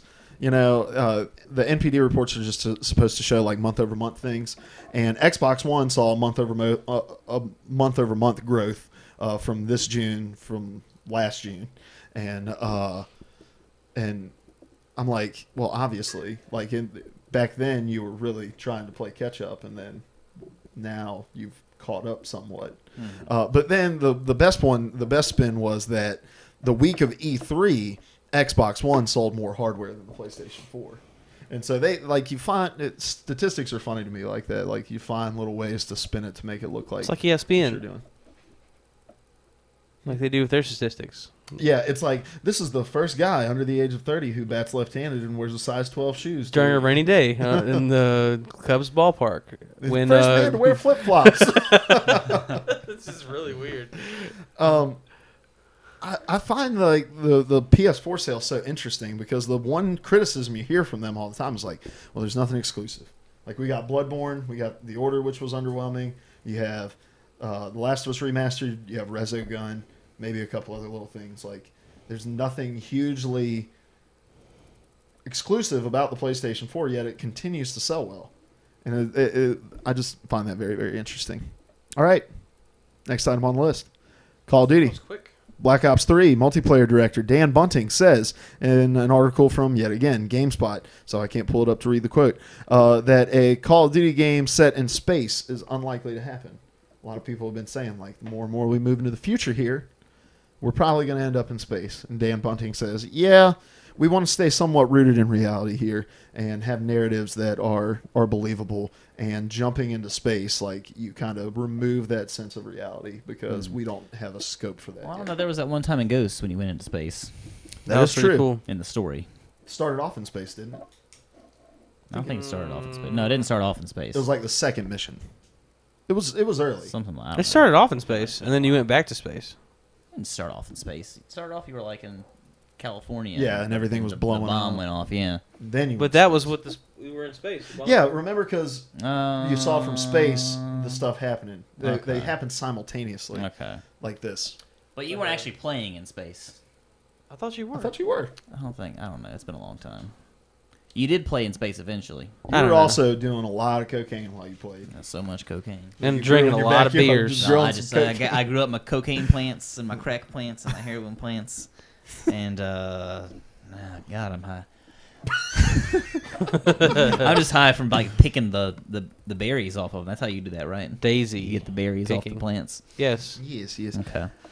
I think with Call of Duty, we're more likely to go backwards in time rather than to It's got to come eventually. But rather than to go. they're in gonna space. have to mod the movement I just- somehow because the shooters are just too fast nowadays to go back. I just love how they're saying we're gonna try to stay grounded, try to stay into more realistic things, but they Call of Duty Advanced Warfare was not that. But it was It wasn't so much unrealistic as it was. a projection of the future. Yeah, it's more speculative Throwing cars around. because they did a so- lot of research in that into as weird as it sounds because it's so advanced. In the name it's Advanced Warfare, but they did a lot of kind of looking into military like speculative military technology and things like that. And I'm sure Black Ops 3 did to some extent too, like things that are being looked into and kind of ideas for the future. But Yeah. of course, they're not anywhere near that yet that we know of. Right. And Call of Duty is always about man versus man combat.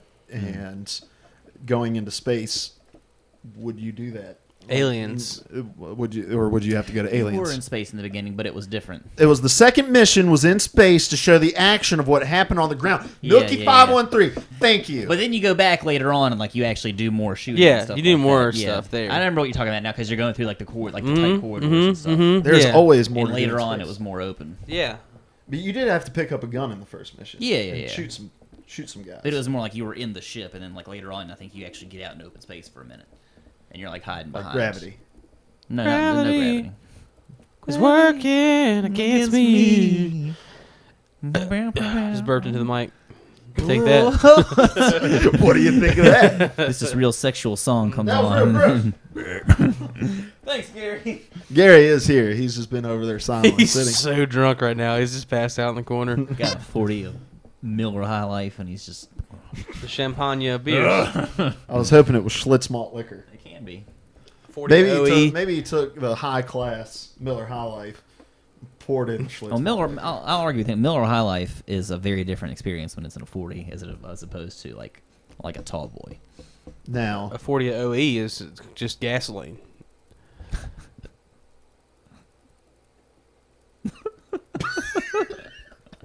What? I want you to tell your story, your gasoline story in the after party lounge. Okay, yeah. Okay? So stick around for the after party lounge, and we are going to tell you a unbelievable story about gasoline. You're gonna love it. I'm probably going to hate it. No, you're gonna love it. Next item on the list: Ben, Fallout Shelter made $5.1 million. I contributed $1 million of that. It made that much? I thought it was free. It is, but you can buy lunch boxes. Like that have Holy shnikey. But the lunchboxes have cards in them that give you different dwellers and gives Mother you. of God! We got cards on our hands, ladies and gentlemen. What is wrong with this country? When you sell $5 million worth of fake lunchboxes on a cell phone. It's addicting, man. You just buy them and they have sales, and you're just like, Jeez, I'm crow. you just realize that you don't have enough money for your mortgage, so you have to sell your body to Russian immigrants. Nicole walks in holding a piece of paper wearing the HoloLens. You're like, what are you doing? She's like, I'm having to see this credit card bill and project on it that we only owe $25 and not $3 million for all of these lunchboxes you bought on Fallout Shelter. And also, I put a shirt on you. You guys, but I'm already wearing a shirt. I put 2. That's how disgusting it is. So, have you guys ever seen? I'm gonna plug him for a second. What the really fat guy? What's his name? Fat Albert. No, he's super fat, and I can't. And he's fusses Ralphie. about all the time. And he's got like 2 different voices. He does one voice that's like that, and then he does one that's just regular. Boogie 2988. Boogie 2988. You know what I'm talking? You know what I'm talking Boogie 298? about? 2988. Yeah. What? Some people will know who he is. Anyways, he did a thing where he spent like he spent an enormous, like it was like $150 on Candy Crush or something, and his wife is just like cussing him out and like throwing stuff at him, and they takes his tablet and puts it in the dresser and stuff. It was really funny, but that's what I felt like was gonna happen to me when I spent $10 on a thing of lunchboxes. You spent $10 on a thing of lunchboxes? I did. They had a deal going where you got like 40 for $10, so I ended up buying them. What? 40? Yeah, You've contributed to this mess. I have contributed to it. Yes, that game is so addicting. Part of the problem, then. And the coolest thing about this game is if you've ever played like Clash of Clans or any of those like microtransaction games where you have to kind of pay to go to get far enough in the game because you don't want to wait. Like when you build a building in Clash of Clans, it takes like 3 days to finish building, and when you upgrade something, it takes, depending on how high you are, it takes forever to upgrade. Seth is gonna have so long to wait. So Oh, man. when you The building's taking forever, man. it takes a long time to build. But in this game, there's no wait time. You build it. If you have enough resources, it's done. That's So unrealistic. you get unrealistic. It is very unrealistic. But you're also building a vault that is already structurally yeah, sound. like but you're adding buildings to it. That's How long super does it real take to build a unrealistic. house out of lunchboxes? I don't know. You can't actually keep the lunchboxes. You only get the cards that are in them. You don't even get to keep the goddamn.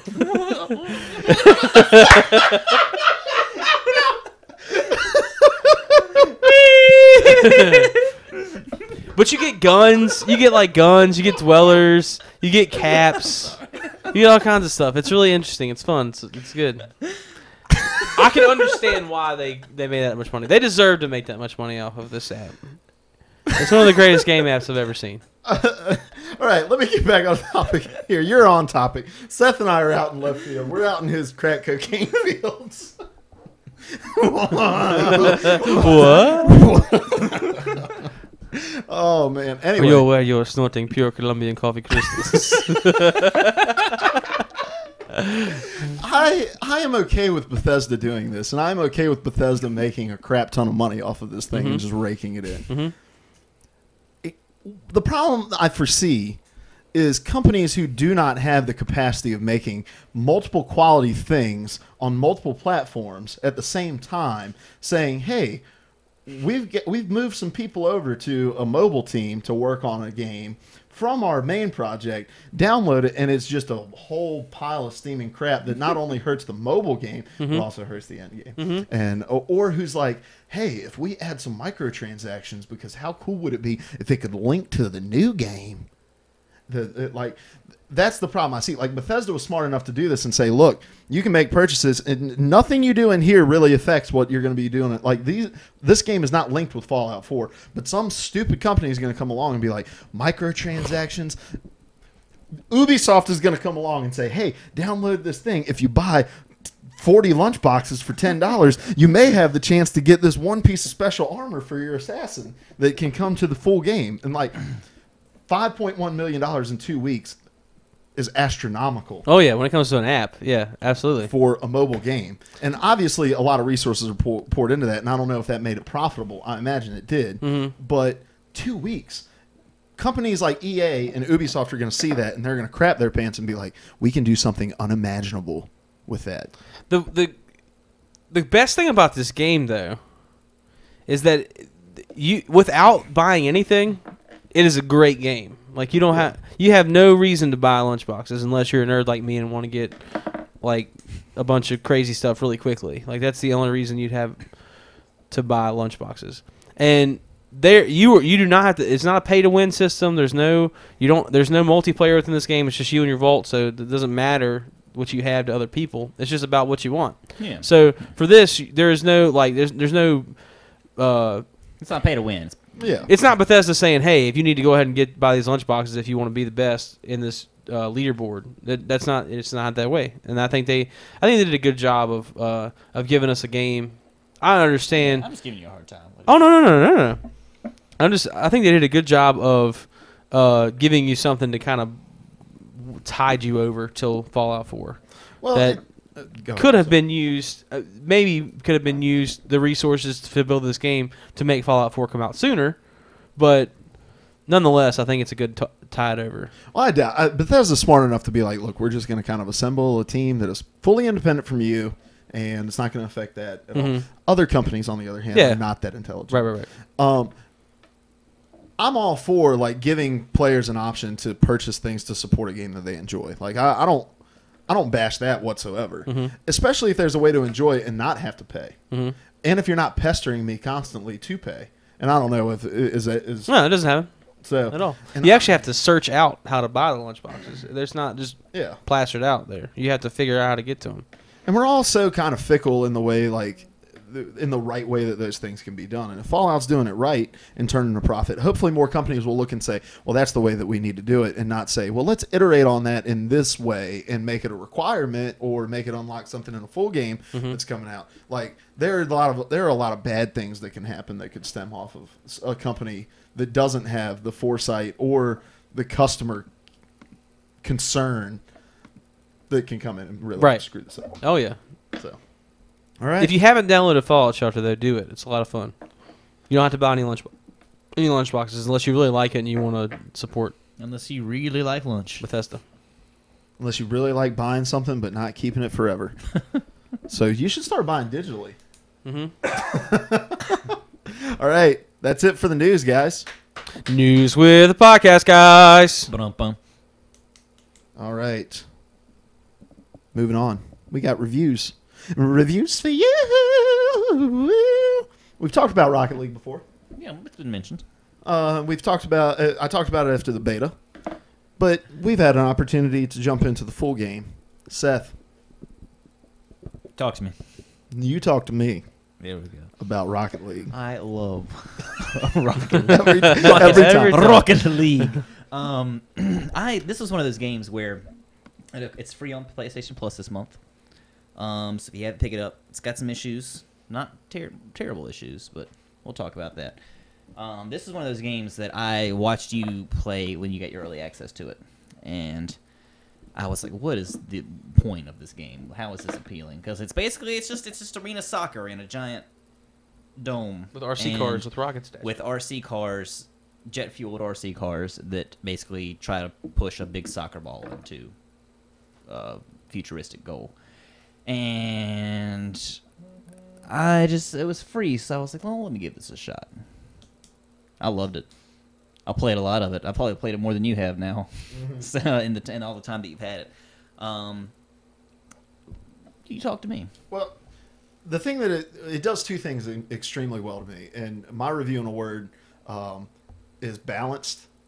The game is so incredibly balanced. Like, every modification you can make to your car is purely cosmetic. Like, everything that matters in the game, it's across the board. It's completely skill based. Like, the better player is going to win the majority of the time. Now, you can get lucky at times, but and connection speed and all that, especially if you're playing online. Yeah, but for the most part, like, the only power up that you have is when there is a when you get the speed boost that's available to everybody on the course, like, and it's competitive to get to those also. Yeah. You know, if someone reaches right before you, you don't get that speed boost. Right, and so it's incredibly balanced. That's one of the things that it does well, and then it captures that one more game kind of thing. Mm-hmm. Like that was the problem we were having trying to get off the other night. We were going to go eat dinner. We kept either winning and wanting to keep going, or we kept getting close to winning and saying, "All right, one more." And like going into overtime and just being that close to it. And that's another thing I've noticed is that matchmaking seems to be very well balanced.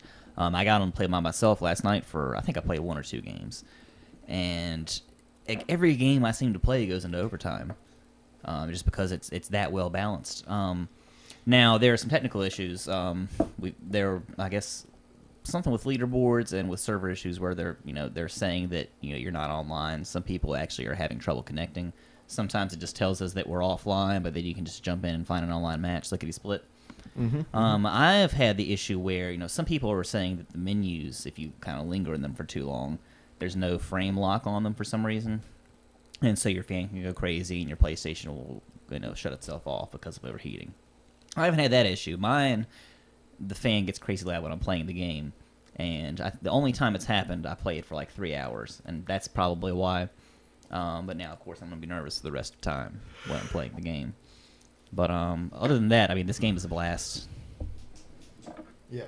I really enjoyed it. I only played like 2 or 3 games the other night, but it's one of those. You mentioned like Tony Hawk being that like I need like 5 minutes to go play a game. Mm-hmm.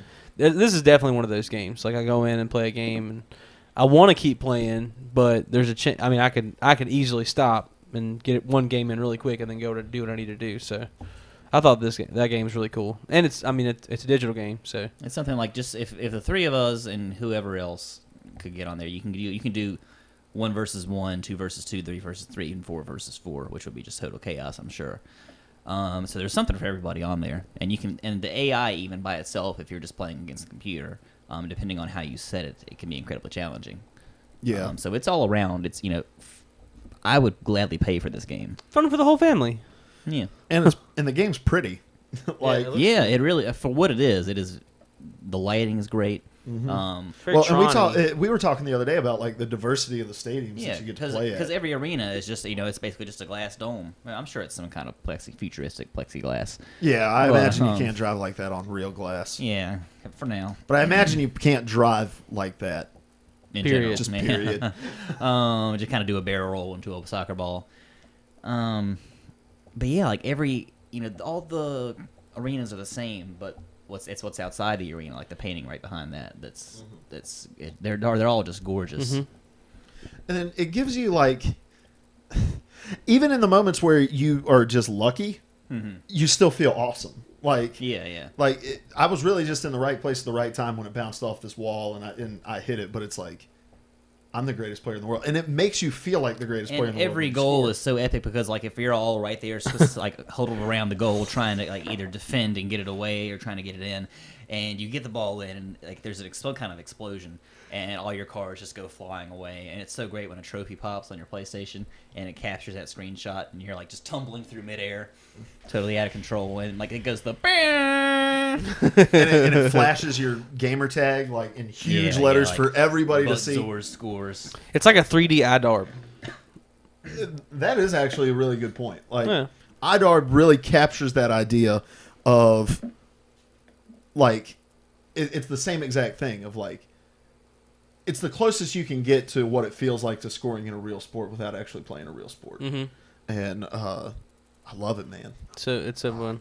I would have opened up my review exactly how you opened up your review. I love. And I'm working on my review for this for Gizarama, and we do a 5-point scale there, and it's gonna get a 4.5 from me. And the only thing holding it back are like those technical issues. Right. But in terms of like gameplay, it's so simple. it's simple and it's crazy because it's a sports game that so many non-sports games fans are like, I want to be a part of that. And simplicity is one of the reasons for it. Balance is one of the reasons for it. The fact that it's a RC rocket car is one of the reasons for yeah, it. jumping in, jumping out. It's like the perfect combination of Oh, I lost what I was going to say because three things just happened. I went full on ADD on that. But That's okay. It happens to me all the time. Aren't they going to be releasing the DLC for free because of these technical issues? Seems like I read that somewhere. They are releasing some DLC for free. Okay. So and even with the technical issues, like Psyonix is so upfront about it, and they're so transparent. Like their Twitter is always updating about where they're at, and giving you like an ETA on when servers are going to be back up. And I appreciate that. Like it's okay if your game has issues if you're upfront about your issues, and I guess it's okay if your game has issues and I got the game for free. Yeah, no doubt. But I'm with you. I would have gladly paid money for this game, and the fact that I didn't have to is awesome for Sony. That's the icing on the cake. One of the things, like the cross-platform play, like we're able to play with PC players while we're playing. I thought that was coming in the patch. We couldn't do that yet. Oh, is it? Okay, I'm not positive, but I'm curious to see if there's a way we'll be able to tell, like, this guy's on PC, this guy's... And they need to have a weekend where it's all... They put all PS4 people together and we play PC people. And it's the final determinant of who's the best. All right, Master Race. That's right. All right. iPhone Master Race. What's your review in a word? Spectacular. It's just great fun all the way around. It was a total surprise to me, and that's what I really love, is just being surprised by games. And it takes a lot of trial and error. Like, this month I played, in terms of the free games, Entwined, which was, of course, like the big game from Sony last year that wasn't actually a big game at all. And then this Rocket League, and those are two very different games. And, Entwined I could go with or without. Rocket League, I want that. I'm going to keep that on my dashboard on PlayStation as long as I have my PlayStation. I would argue it's the best PlayStation Plus game we've gotten. I would, definitely. And best games with gold. Yeah. It's not a game. No, it's not a games with gold. But what I'm saying is, like, in terms of the free games that we've got. Among that. Yeah. Okay. Sorry, that was unclear. I understand. I don't know if this game's even coming to Xbox. It's on Xbox. Is it? Well, again, I think we talked about it last week. I've seen some people. It's on Xbox. Well, I've seen people like playing, but you were saying that they could play with an Xbox controller on the PC or whatever. If you have your PS4 sitting on top of your Xbox and you're playing Rocket League, then Rocket League is on the Xbox One. Yeah, you're right. What was I thinking? All right. It's time for the random question of the week. Moving on to everyone's favorite segment, the random question of the week. We haven't done this in a while, so let's get it right. Random question of the week for the month for this week. It's a little flat. That's okay though. We had it perfect once. We should just go back and get it and then play this every time. That would be good. Anyway, here we go. We're going to do this. We're going to do a little bit of an after-party lounge. We're going to go eat sushi. You're going to go do whatever the heck you're planning on doing. Yeah. But, all right, we've seen the success of Telltale's episodic games. We've seen Wolf Among Us. We've seen Walking Dead. We've seen Game of Thrones. We've seen Tales from the Borderlands. We've seen all kinds of these Telltale games. And we've also seen franchises, both new and familiar, go to the episodic model. We've seen games like Life is Strange, which was a new IP that launched and it was episodic and very well received. And then like Resident Evil Revelations was episodic. So my question to you is, looking at this trend of like, rather than, hey, we're going to release it all in one, but you can pay $6 per chunk or something like that. Is there an existing franchise that you think could benefit from moving towards an episodic model? Destiny. I would like we saw it a little bit with the Borderlands, Tales from the Borderlands, that Telltale's doing right now. You get like just kind of a lot more of the atmosphere of the game, and with something that kind of suffered on a story front in terms of like just flat out what the game is delivering to me in terms of narrative. I feel like Destiny, we've talked about it. Everyone's talked about it 1,000 times. It suffered a lot on that front. So I would really like to see like some actual characters come through, like Guardians interacting like they are with people in the world in the Grimoire, like a hunter stumbling upon a village. The tales of like supposedly there was a warlock that got corrupted by evil and his weapon was Thorn, and it got through some kind of hive magic transmuted, and there's a fan theory that the wizard that you fight, or one of the wizards you fight in the Crota raid, is Dredgen Yor, who was the original owner of Thor. the Thorn, not Thor. But that kind of stuff, it would appeal itself really well, and fans would get that story that a lot of them feel like they missed out on in playing Destiny. Yeah. I like that idea a lot, actually. And I would love, I want so much more Destiny in terms of story, because that's the only thing that I really, you get it, but you don't get it in traditional format. So like if they did what they did with Halo and kind of branch out the universe through novels, I want it all. Not too much, but I want it all. Just enough. Yeah. Destiny, I like it. That's pretty good. What about you, Ben? I was on the fence about what I wanted to do, but we started talking about Fallout, and I think Fallout would be a great game to pull into the episodic thing, because you have a lot of conversations within the main game, but you don't really get to see. You have like characters you come in contact with, but there's small snippets of their story, and then you kind of leave them. It would be cool if they honed in on, like from Fallout 3, the chick that was in Megaton, that was like I can't remember what her name was though. It lends like that format lends itself so well to existing RPGs and to things where really you have to focus on hard decisions. Like Life is Strange, I didn't play myself, but you're playing as a teenager going through the troubling times of teenagehood, and adolescence is such a trying time, and you've got to make decisions on friendships and whether or not you're going to get into teen abortion because you got teen pregnant. What? And what? Abortions don't exist. I don't even know if that has anything to do with that game itself, but I mean, in general, you're deciding on all kinds of things, and in RPGs, you're deciding what kind of character you're going to be. You're going to be good or you're going to be bad. That's why The Walking Dead from Telltale is so successful, because you're deciding who you're going to kill, who you're not going to kill, who you're going to feed, who you're not going to feed when ration time comes. And Game of Thrones is such a political narrative that it plays so well into that, because you've got to decide who you're going to be honest with, who you're going to kind of fudge the truth with a little bit, and who you're going to rely upon and who you want to rely upon you.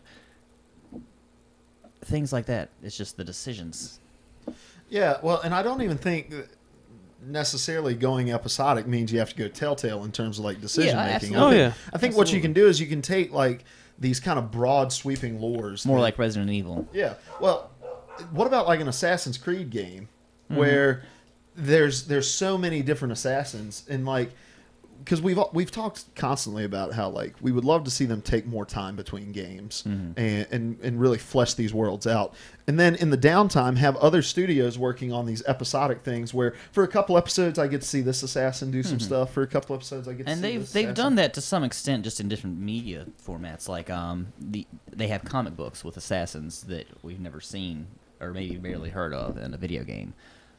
They have, of course, the three. I don't know if all three of them are out yet or not. I don't think they are. But, you've got Assassin's Creed Chronicles, China, India, and Russia, or whatever it's going to be. So we have some things like that, but something like just with a lot of narrative and story behind it. That's what I want to see. And that's, again, why these things sell so well, because you can generate. That's why seasons of series on television are getting shorter and shorter, is because you can make these compact stories just really pack a punch in a short amount of time, and they can just be that much. They've got to be that much more crafted and honed in order to sell so well, and make you wait that much longer from year to year to watch them and to want to go back and get that much more into it. Empty Vial says he was thinking Dragon Age and The Witcher, which was also something that was suggested. Dragon Age was suggested by the Metal Sage, again, what that has in common with everything that we're talking about is it's these huge worlds that we're like, I'd be cool to just spend an hour and a half, 2 hours in that little part. Yeah, give me like some little give us snippets of it. Yeah, and the kind of controlled snippets, as opposed to like everybody talks about when you first get into a huge open world RPG like that. It's almost like, where do I begin? Yeah, what do I want to do? Yeah, even in like the Last of Us, and I always talk about the Last of Us, but I just love that world where like we saw Ish. We got to see a little bit of Ish. We got to see a little bit of oh gosh, I forgot their names. The guy that has the kid who, where's the hat? Right, yeah. Spoiler hat. Hold on. The guy who has the kid. That I don't remember gets their bitten. names. I don't know But what you're yeah, talking about. get to see a little bit of their story before. And that kind of stuff is exactly what lends itself to this kind of storytelling. Yeah. Because Yeah. you know, it's something that's not explored, but it's something that can be capitalized upon later on. And it does two things that would really help out developers and publishers. Number one, we don't get oversaturated with a story that we didn't need to see much of. Or it can gauge the interest of how interested we are in certain characters to where they can make those people the focus of a main game. And so, Or at least bring them back, something like that. and it's such a low risk model for releasing a game as well, where it's like I can pay $6, play through the first episode, see if it's something that I like, and then if I like it, I'll buy the rest of the game. And And I mean, let's be honest, these things sell, especially from Telltale. These things sell like crazy. yeah, and then they sit on people's hard drives where they don't play them. Because they forget about them. And I think that's really the only hang up in the episodic model is like there needs to be consistent releases. Because you were like, they're still releasing stuff for Game of Thrones. Yeah, I thought I was expecting a disc release any day now. The big negative for me with the episodic, well, I don't know. Most of the Telltale you can go different paths, but the replay value for a lot of the episodic are a little bit slighted in my opinion. But you can make different choices. I'm arguing myself in my head. Well, but how much replay value does something need to have when it costs $6? Yeah, no, I agree. You know, like I think you're less concerned about that. It's just it's such a low risk model. But anyway, we've been going for like 2 hours. So Yeah, it is actually. Well, let's see. It's almost 2 hours on the dot, I think. an hour and 55 minutes. So it'll be 2 hours by the time we get out of here. This was to the after show. We had a blast. Yeah, this was a jam-packed If episode. we can just get I'm glad you're back. back buddy. to our golden age where we have like the four of us, the Player 4 podcast, and then our producer Diz. We'll get back there in 2 weeks. We are player In 3 right now, 2 though. weeks? That is true. Yeah, because Larry will be gone at camp next week. Okay. So, sorry, Zephyr. We love you. All right, we're going to get out of here for the audio portion of the podcast. If you're in the Twitch chat, stick around because we're going to start interacting with you guys, talking about things that you want us to talk about. Seth's going to share a very funny gasoline story, and that'll also be on YouTube, but without the interaction, obviously, from you guys. So stick around in the chat. We're going to go around the circle. We're going to give out all of our social security numbers, and we'll be out of here. My social security number is WHOBOMTRADY. Damn number. My Xbox Live gamer tag is Who I'm Trady, 3 words. My PlayStation gamer tag, or whatever it is. What is it in PlayStation? Your PSN. PSN name is Who Bomb Trady, all one word. And then my Twitch name is Who Bomb Trady, all one word, if I ever get on Twitch. Which I haven't played video games very much lately. And You've been going. Sad of myself. I've been on like 8 vacations this He's summer. actually So. living in the real world. Yeah, so, yeah. So time to get back. But to I'm the going to world be that you jamming. like. I'm going to lock myself in a closet and play video games for the next forever. Till my eyes bleed. My name's Yes. Seth. You can find me on PSN at Buttzors. That's BUTTZORZ, Buttzors. And on Xbox Live at Dongzors, DONGZORZ. That's ZORZ, Dongzors. Got kind of a monopoly on the whole lower body thing going on. Every week. I'm Luke Croft. You can find me on PSN at Lodger Blackman and on Xbox Live at Download a Hoagie. You can follow us right here at twitch.tv/player3podcast. You can youtube.com/player3podcast. Check us out on iTunes, Podbeans, and Stitcher. You'll never miss an episode. Come back on Thursday for the return of 3 Topic Thursday with Luke and Diz, where we're going to talk about our favorite kind of seasoning to put on steak. We're not going to talk about that, but we might talk about that. Teriyaki steak is delicious. We are the Player 3 Podcast. Player 3 Podcast! P3P.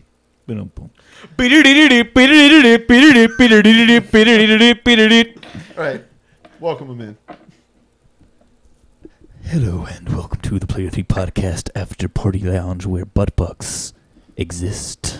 They don't yet, but we're going to try to currency. Where butt bucks will exist. We are now part of you as you are part of us, inside of you, inside of us. All right, Seth, Yeah. tell us the gasoline story, please. Gasoline! My father, This is ridiculous. Okay. This is unreal. Yeah, This my man father is this man is retarded. somehow, he's like the most level-headed dude in the world. Right. Most of the time. But he's managed to live to be 65, and after this incident, I don't know Your dad's how. older than my dad. Yeah. My dad just turned 60. My dad's dead. That's not true. Oh my God! Remember that time you thought Ben's dad was dead? Yeah, That's another good story. that was another incident. But entirely. yeah, go ahead. There was reason behind it. I didn't think he was dead. I was curious if he was. But anyway, I love you, Dad. my father's had this habit for the last 10 years of when he goes to clean off the mower after he finishes he ride mows the backyard, the kind of the field part, and I push mow the more technical areas. More technical. like the hills and things, like the small hills. You're like, Dad, I went to college. I'll do the push mowing. I'll do the push mowing around here, pops. But when he goes to clean off the mower, he pours gas over it because apparently the gas, I don't know if it disinfects it or. This is the stupidest thing I've ever heard. I've never totally understood the logic behind it, but I know in the past I've said, Dad, what are you doing? Why are you doing that? So I go to work Saturday and have a just crappy day, and I come back and both my folks' cars are out of the driveway, and the mower has the hood popped, his riding mower, and I'm like, I wonder what happened here. I don't actually go and look though because stuff like that happens all the time. He has some kind of problem with a belt or something like that. Has to go get somebody to pick it up and fix it, bring it back. I don't know how much money he spent on mowers over the years. I should have known this would happen. But anyway, I go inside. And he's like, "Did you see the mower?" I'm like, "No." "What's up?" "Well, I've been, you know how I'm pouring gas on it the last few years." "Yeah, I know, it's stupid." Well, you've been pouring gas on the mower? And he's like, "Well, I didn't let it cool off long enough this time, and I poured the gas over it, and it just kind of went." Burst into flames, and of course, and it kind of burst into flames. And it kind of burned his eyelashes and a little bit of his arm hair off. He's totally fine though. His arm I is think it missing. frazzled him more than anything. I don't know the details. Frazzled him? That's more ridiculous than the story. The details of how he got the mower to not combust anymore, because it didn't get into the gas tank and it didn't explode. We still have it home. That's good. That you know of. That we know of. Did he mow today? In an alternate reality, my father is very dead. And probably my mother, too, because she's probably in the living room right behind the wall there. But, in this reality, we're all good. In the greatest of all possible worlds. Well, good. And I was just like, you dummy.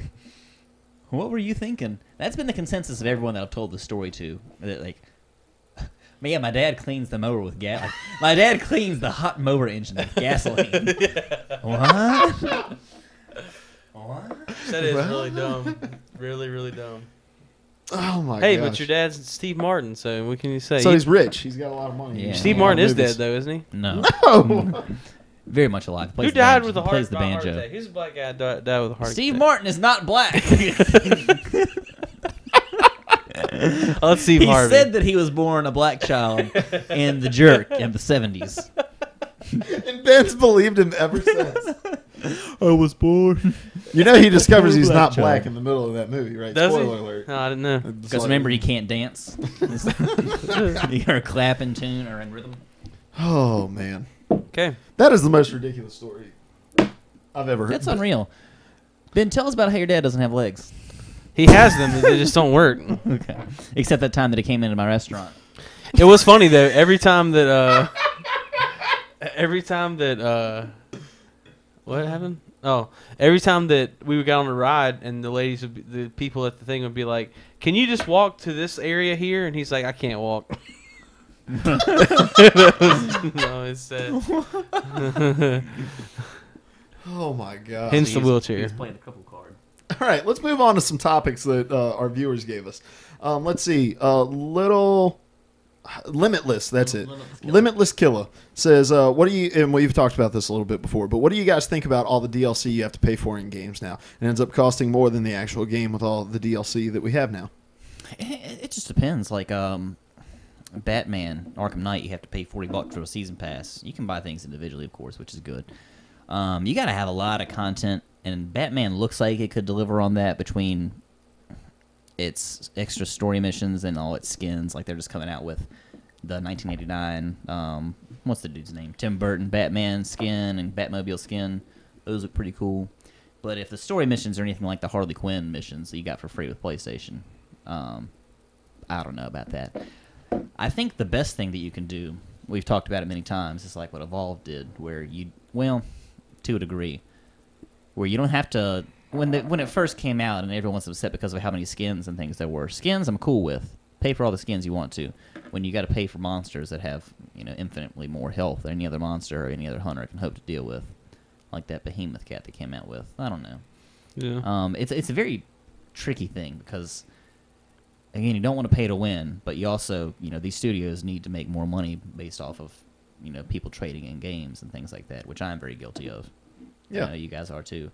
You got to recoup money somehow, and that keeps the real fans of these games coming back to the game over and over again. That's why I'm sticking around with Destiny for so long. That's how we all are, is because the game keeps evolving. Yeah. It's something. Yeah, we can sit and whine about DLC, but we have to realize that the reason we live in this world is because we as a consumer have created the world for two reasons. We trade in games, and because we have shown that we will buy DLC. Companies wouldn't put DLC out if you didn't buy DLC. So if you don't like it, don't buy it. But DLC serves two purposes. Number one is to recoup money from the trading in of games and the selling of used games, but it also serves the purpose of getting you to hold on to a game until the next thing comes out. If I wouldn't have had DLC coming in the future for Destiny, I probably would have traded it in much sooner, but yet I still own that game almost a year later because the DLC kept me holding on to it, and that's one less used copy of that game sitting on a shelf somewhere. And so I don't really. There's a right way and a wrong way to do DLC, and my thing is I'm going to pay the people who do it right, and I'm not going to pay the people who do it wrong. The Witcher releasing for $25 2 expansion packs that make it almost an entirely new game the size of The Witcher 2. You're going to get my $25. Evolve and your weapon skins. Sorry, not paying for it. I'm not going to buy it. So now things like Mortal Kombat, where I might not want all 5 of their characters that are coming out. I might pick up one character and like a couple of skin packs. Like you can get you can get Predator for $5, or you can get a combo where you get like a Predator and 3 different character skins. Like you can get the Action Jackson skin, Carl Weathers for Jax. That's cool. I'm probably gonna do that tonight. Monsters Within says, why skins instead of content? 3 reasons. Number 1, it's cheaper to produce skins and not content. Number 2, people are going to buy the skins, and you'll recoup money without having to pour resources into developing content. And 3, for a multiplayer game, skins are the number 1 way to ensure that you don't piss off your fan base, making them think that you're going to pay to win. So skins make sense as DLC. Now, some things I think Batman is onto something where they're doing a lot of skins. Batman's been around for 60 years longer. Mm-hmm. There have been hundreds of iterations and images of Batman from between the movies and the different comic series. And the television shows. So if you're getting a good balance of content and skins, right on. Yeah. Tomb Raider Nude DLC, $69. That's the J-Strums. Sold the J-Strum. Thank you. Next, please. Seth will be private messaging you. Well, I mean... Yeah, sorry. Yeah, it's okay. Do you think about, for me... For a consumer, it's all content's more for what you're paying for your money for. Like you want if you're gonna buy DLC, you want something more. For me, I want something more than just skins.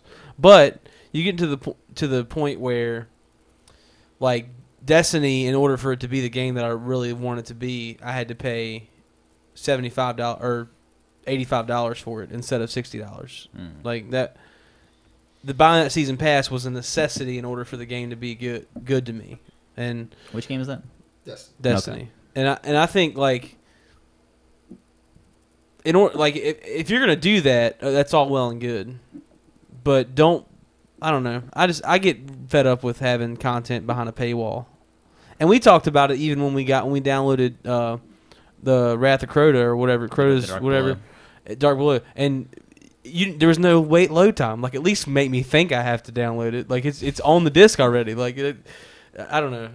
That's when it aggravates me when I'm paying $60 for a game that is blocked off by paywall, and yeah, and And some people cry that like, oh man, you held content back that could have been in there, and I don't think that's true in the most cases. I think most DLC that we buy is stuff that was developed after the game went gold, or that wasn't done by the time. And that was accompanied, like in that Destiny situation, by a patch, because again, if Destiny had released at launch day with the strength of the Dark Below and the House of Wolves expansions that followed the initial release, it would have been a very different game because it needed time to kind of grow and for the guys at Bungie to kind of develop, which they did really well.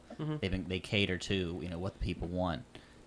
Right. Well, and there would have been balancing issues that were compounded by the balancing issues that we're experiencing now with both expansion packs, and so I don't know if necessarily it would have been a same experience of a game if that would have been the game we got in September as we are experiencing that now in July, almost a year later. So I don't get all up in arms about DLC because it's necessary. If you want your games to continue to be $60, if you want your favorite gaming companies to continue to remain open, then DLC is going to be something that you just have to live with. It's a necessary evil. Yep. And I think companies are starting to learn the right ways and the wrong ways to do it.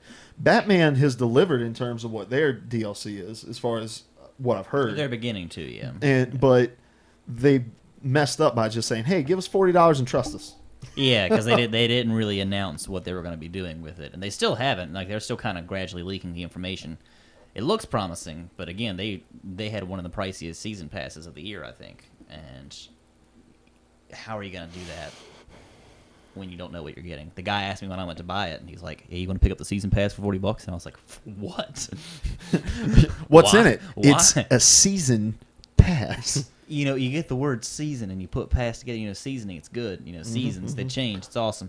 All right. And then you pass them. All right. Oh, uh-huh. All right. So, can I get 2 of those, please? Thank you. what if I buy 3?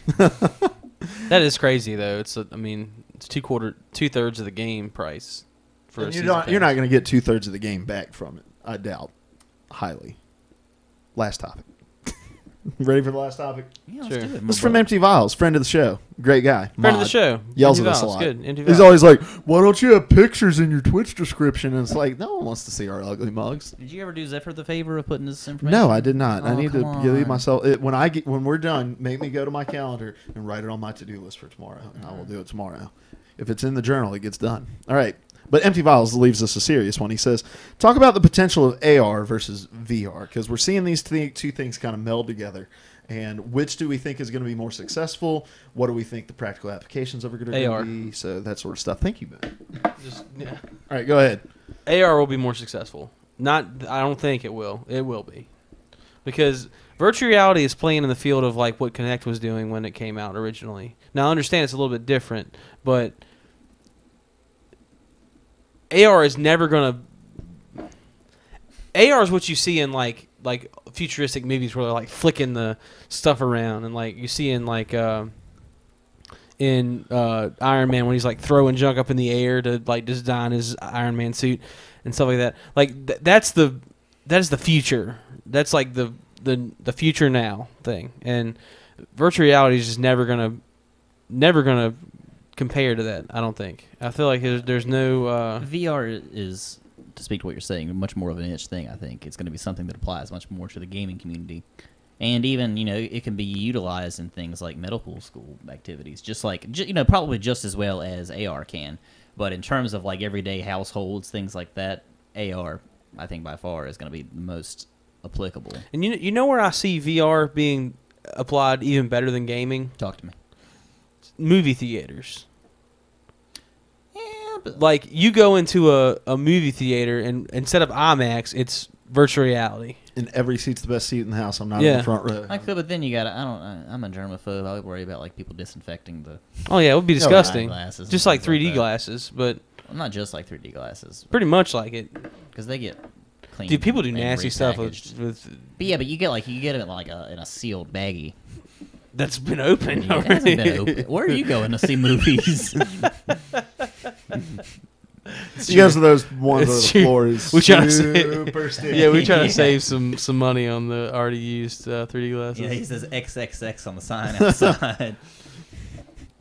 I just don't. That just means it's 3 out of 5 stars. It's Yeah. a decent movie theater. That's guys. not an X, it's a star. I just don't see virtual reality ever being anything other than like a kitschy thing, like when they showed Morpheus, they showed like the guy in the Shark Tank and like the shark coming at you, and you felt like you're there. Like it seems really cool and everything, but augmented reality is bringing things into your world from a technological view. So like seeing something placed into your world, it's even more virtual reality. I feel like because you feel like it's even more there because your body's not getting taken to another place. The stuff's getting brought into your world. So that Yeah. My opinions on this are changing. In terms of practical application, augmented reality is going to take the cake above and beyond. However, we are an entertainment society, and we care much more about being entertained than having something that can help us fix our plumbing. Yeah. I don't want to put on a headset and fix my plumbing. I want to call somebody who can fix my plumbing. See, those I things. think VR is, not to interrupt you at all. Please continue after what you're saying. VR is at the beginning of something very special and magical. Yeah. But it's going to be a while before it really sees what it's going to be doing. Like the internet in its early days was hyper practical. You know, look up words. I can send emails. I can do those sorts of stuff. And then it just got crazy over the top practical, where it started like things still have a kernel of being practical within them, but we just rely on it way too heavily. I mean, take Facebook for example. Like it's this thing that we go to, and on a practical level, if it was done the way it's supposed to be done, it's a way for me to stay connected with the people that I'm closest to. But I'm scrolling through my Facebook and I'm like, I don't care about 3/4 of these people. So if any of my Facebook friends are watching, you can figure out who you are. All right. So, and we take these things way over the top. Now augmented reality, we put something on our heads and it can be practical and grounded, and it can be me fixing my plumbing or me learning how to work on a cadaver if I'm a med student or whatever it might be. But with virtual reality, there are so many more entertainment options that go over the top, and I don't think that it's going to find most of its market in the future in video games. That's where it's going to start, and I don't think it's going to be in viewing experiences. I think it's going to be in escapist experiences of being able to experience places in the world that I'm never going to be able to travel. Like with the people that go to sleep listening to whale sounds and yeah. And like I want to take a tour of Rome, and I don't have to buy a plane ticket anymore. I download this experience and boom, I'm there. Like, and I'm experiencing it as I'm sitting in my own home, or even in being able to recreate things that don't exist anymore or have never existed to begin with. And it's like Disney World is so magical because you go there and you're like, this doesn't feel like the real world. Mm-hmm. Like I feel like I've stepped out of the real world and into a new world. And people pay bazillions of dollars to go have that experience and escape reality for a week. Give me the opportunity to plug in a computer that gives me that same immersion and download that experience. Boom, I'm there. Mm-hmm. And so I think it's going to be neck and neck. Like augmented reality is going to have so many practical applications, but virtual reality is going to be that thing where people spend exorbitant amounts of money to do things that they would never be able to do in real life. And that's what we are all about, at least here in America. Sorry, Zephyr. Maybe over there in the UK it'll catch on too. So, all right. Let's see. I have one more question. It came in, and I liked it, so I'm asking it. So, Simpatico Squirrel 1, who says, thanks for the awesome show. And You're welcome, sir. Or ma'am. We don't know. Ask Sir, this question. my lady. If you're asking a question, we can only read it if you're a man. So, just kidding. I'm not sexist. I'm just joking. It was a joke. It's a joke. Please don't be sexist. He or she asks, you guys seem to have a lot of opinions on things and stuff. That's not a question. Oh, it continues. What would each of you say is your passion in gaming at the moment? And I like this question because it may not necessarily be about a game, but just something in gaming that you're passionate about. Ben? You're thinking. Seth? I always have trouble answering these Greasy, questions. hold on, Greasy I got D. it. Greasy D said that he followed the stream for the sexism. So thank you for that. He really did follow. We appreciate that. All right, go ahead. Wait a minute. What's going on? Oh, okay, yeah, great. I see what he's talking about now. Anyway, You got sexist, and we got tons of followers. boom, baby. Welcome to Sexism 3 Podcast with a silent P on the front. Sexism. Sexism. Ooh, I like that. Oh, yes. The P stands for you can imagine. Anyway. Unfollow for 2 MacBooks. Okay, this was a kind of serious question. I really enjoyed this question. So let's jump into the question. What are you passionate about? I always have trouble answering these kind of things. Like people ask me what kind of music I listen to. People ask me what I'm reading, and it's like I have that trouble because I listen and read to everything I can. Can you hear me? Could you hear me now? Ew. Talking to the mic. So yeah, in gaming right now, like it's funny because I'm playing a lot of Destiny. I'm playing a lot of Rocket League. I'm playing through Telltale's Walking Dead, and which are all very different things, and I love every bit of them almost equally. I just finished playing Batman, which is an open world, third person adventure. So yeah, I as long as you can give me something with a great narrative that really, it's a bad word in some circles, but kind of, what's the word? I know it's bad. Can't read your mind. To some people. Pudding-tang? And Terry Pudding asked me to tell you the same. Does it start with an I? What? I don't know. What Ignoramus? What are you talking Ignorance, about? I don't know. But anyway, games that really envelop you, and that's not the word. Suck you in. Immerse you. Immersive games. Yes. Take you to their Some world. people, yeah, that just like suck you in, and it's, all of a sudden you've lost 5 or 6 hours. They emote you. They turn you into an emoticon. They turn you into an emoticon. Pixels in theaters Friday. Adam Sandler. Anyway. Okay. That's what sucks. Okay, all right. I feel like you're just throwing words in a blender Sometimes I like to do that. Welcome to and Blender. then pouring them out, and you're like, It's just like that kid I was telling you about at the restaurant the other day.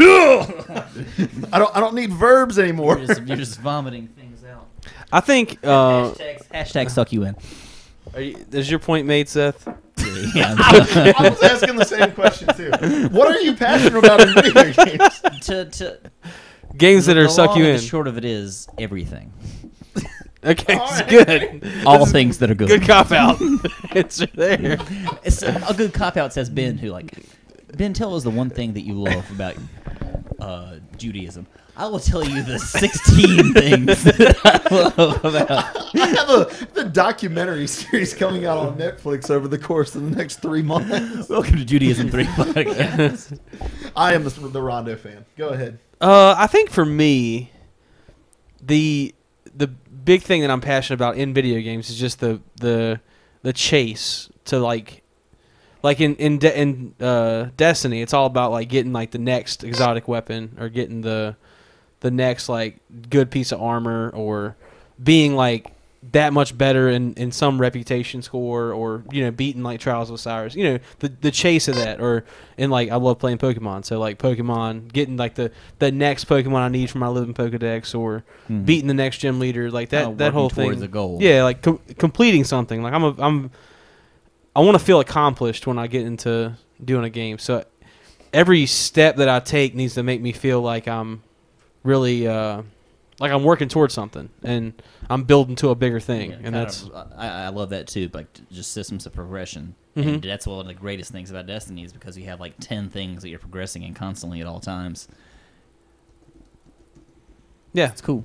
and I think that's why I'm so into like collection games. Like that's why I spent $10 on the Fallout lunchboxes, because I wanted like the next thing. I wanted like more and more stuff, and I wanted to get as much as I could out of what I felt like I get the much out of the game as I could, and that's what pushes me. That's why I think that's why I'm so into RPGs, is because that there's so many, like most RPGs always have a progression system of like the next thing, and you're working towards something. You have a goal to accomplish, and Yeah. My answer is going to be kind of cheesy, but I don't care. Because it's what I'm passionate about right now. I'm passionate about the community that I've created around games, both in like a local sense and in what we're doing with the podcast. In a local sense, like we spend as much, if not more, time hanging out in the virtual space of video games, as we do hanging out in real life. And we do that even like if we aren't playing the same game. Like there were times where you guys would be playing like GTA Online and I'm playing, NBA 2K and but we just hop on, we get in a party together and we have these virtual hangout sessions almost every night of the week. And so I enjoy that aspect of the community because it's allowed us to grow closer as friends. And it's like the concept of being able to do that even 10, 15 years ago was like outlandish, but the fact that we get to spend time together without having to be around each other is really cool. Because I hate being around you guys. I don't have to smell you guys' farts, Right. but I get the pleasure of your company. Yes. Thanks for the follow, Greasy D. Whatever. And Say whatever. but anyway, I also really enjoy. Oh, we broke 200 followers. Awesome. Woo! Yes, An update. thank you guys. That's a great transition in my other point about community is the fact that we have generated a community of people who care about what we have to say and who we care about if they're here each week. Right. Like Empty Vials. Yeah, like when Zephyr doesn't show up in the first 10 minutes of a podcast, I think Zephyr's dead, and I have to call somebody. Yeah. I get worried. In I London, call you gotta be 999. like, hello, I'm English, and may I speak to Zephyr, baby? Yeah, you got to call 999. Yeah. Because 911 Which is doesn't work. 666 upside down. So Oh my gosh. The devil is calling. But no, getting in here and having people who can come in and ask us cool questions and seeing the community they generate between each other when they're chatting about games and doing that sort of stuff. It's crazy to think that there are millions of other people in this world who can carry on a conversation with me about Destiny because they experience it in very close to the same way that I experience it. And so I enjoy the things that exist beyond games that are given to me by way of games, and that community is the one thing. And so we appreciate you guys tuning in, giving your time to come check out our stream and to chat and to leave your topics and to even joke us and get in on the inside jokes and try to hire Gary as a stripper for your New Year's Eve party. Right, because he'll do it. He will. He's all hopped up on Mountain Dew and cocaine. So that's my answer. Thank you for the awesome question, Simpatico Squirrel, or however you say that. He wants our Twitch channels so that he can follow us as we stream. Let's we see. stream on this channel too. This is the main place that we're going to stream for the most part. But then you can follow him at WhoBombTrady and him at Buttzorz, BUTTZORZ, WHOBOMTRADY. Those are the two. I'll type those in the chat. WhoBombTrady and Buttzorz. Those are the two to follow. Also follow us right here. We stream. We're trying to stream more. We've been a little bit better about it. So anyway. And Monsters Within says, it's not that we love you guys. It's all about the sexism. That's the reason that they follow. Cool. Hey, we're not proud whatever to gets you to stick stick to around. one thing. We'll wear many hats. We will sell out. And see, here's the thing. Ben will be sexist for the people who will follow for the sexism. And Seth and I will have an appreciation for all genders of human beings for those people who respect that. Amen, brother. We're well-rounded in our opinions here. I Ben wish we has knew had a who's- plethora of abortions this week. I wish you knew whose 200 was. Huh? Wish we knew who the 200. We should do a giveaway for over 200 followers. Maybe we'll do it for 300. It's a little Raffle late for it. that. Yeah, We it's just a little reached late. 2. We're at 201. Well, hey, Anyway, let's we're getting get out of some here. food. I'm starving for sushi, and your wife is probably like, Where's he at? They got sirloin "Where's he at?" tips Oh my gosh, they ate Ben. with finally did it. some guava We beans. finally did it. We've been waiting to eat you for so long. I'm gonna gobble you up. Let's get out of here. All right, Simpatico Squirrel says, "Can you describe the last time you were sexist?" Ben, Like constantly. a minute ago. Me, when I called Seth a girl for crying. I'm only sexist against men though, and squirrels. All right. Follow us right here, Player 3 Podcast. Thanks for tuning in. If you enjoyed the stream, leave us a tip in the tip jar that you can find in the description below. And that goes to upgrading the podcast. Yeah, that's all that goes to. We don't make near enough money. I've tried to get that money. Yeah, we've made like $35, and thank you guys for you've parted with your time, and we appreciate that. If you part with your money, we appreciate that too. Or you can just stick around for free. It's always going to be free. All right, Yeah, you want to so- go up there, hit the Yeah. button? and I'll give Seth's you. phone number is- Yeah. I'm gonna give out Seth's phone number. So get your paper ready here. Seth's telephone number. It's 276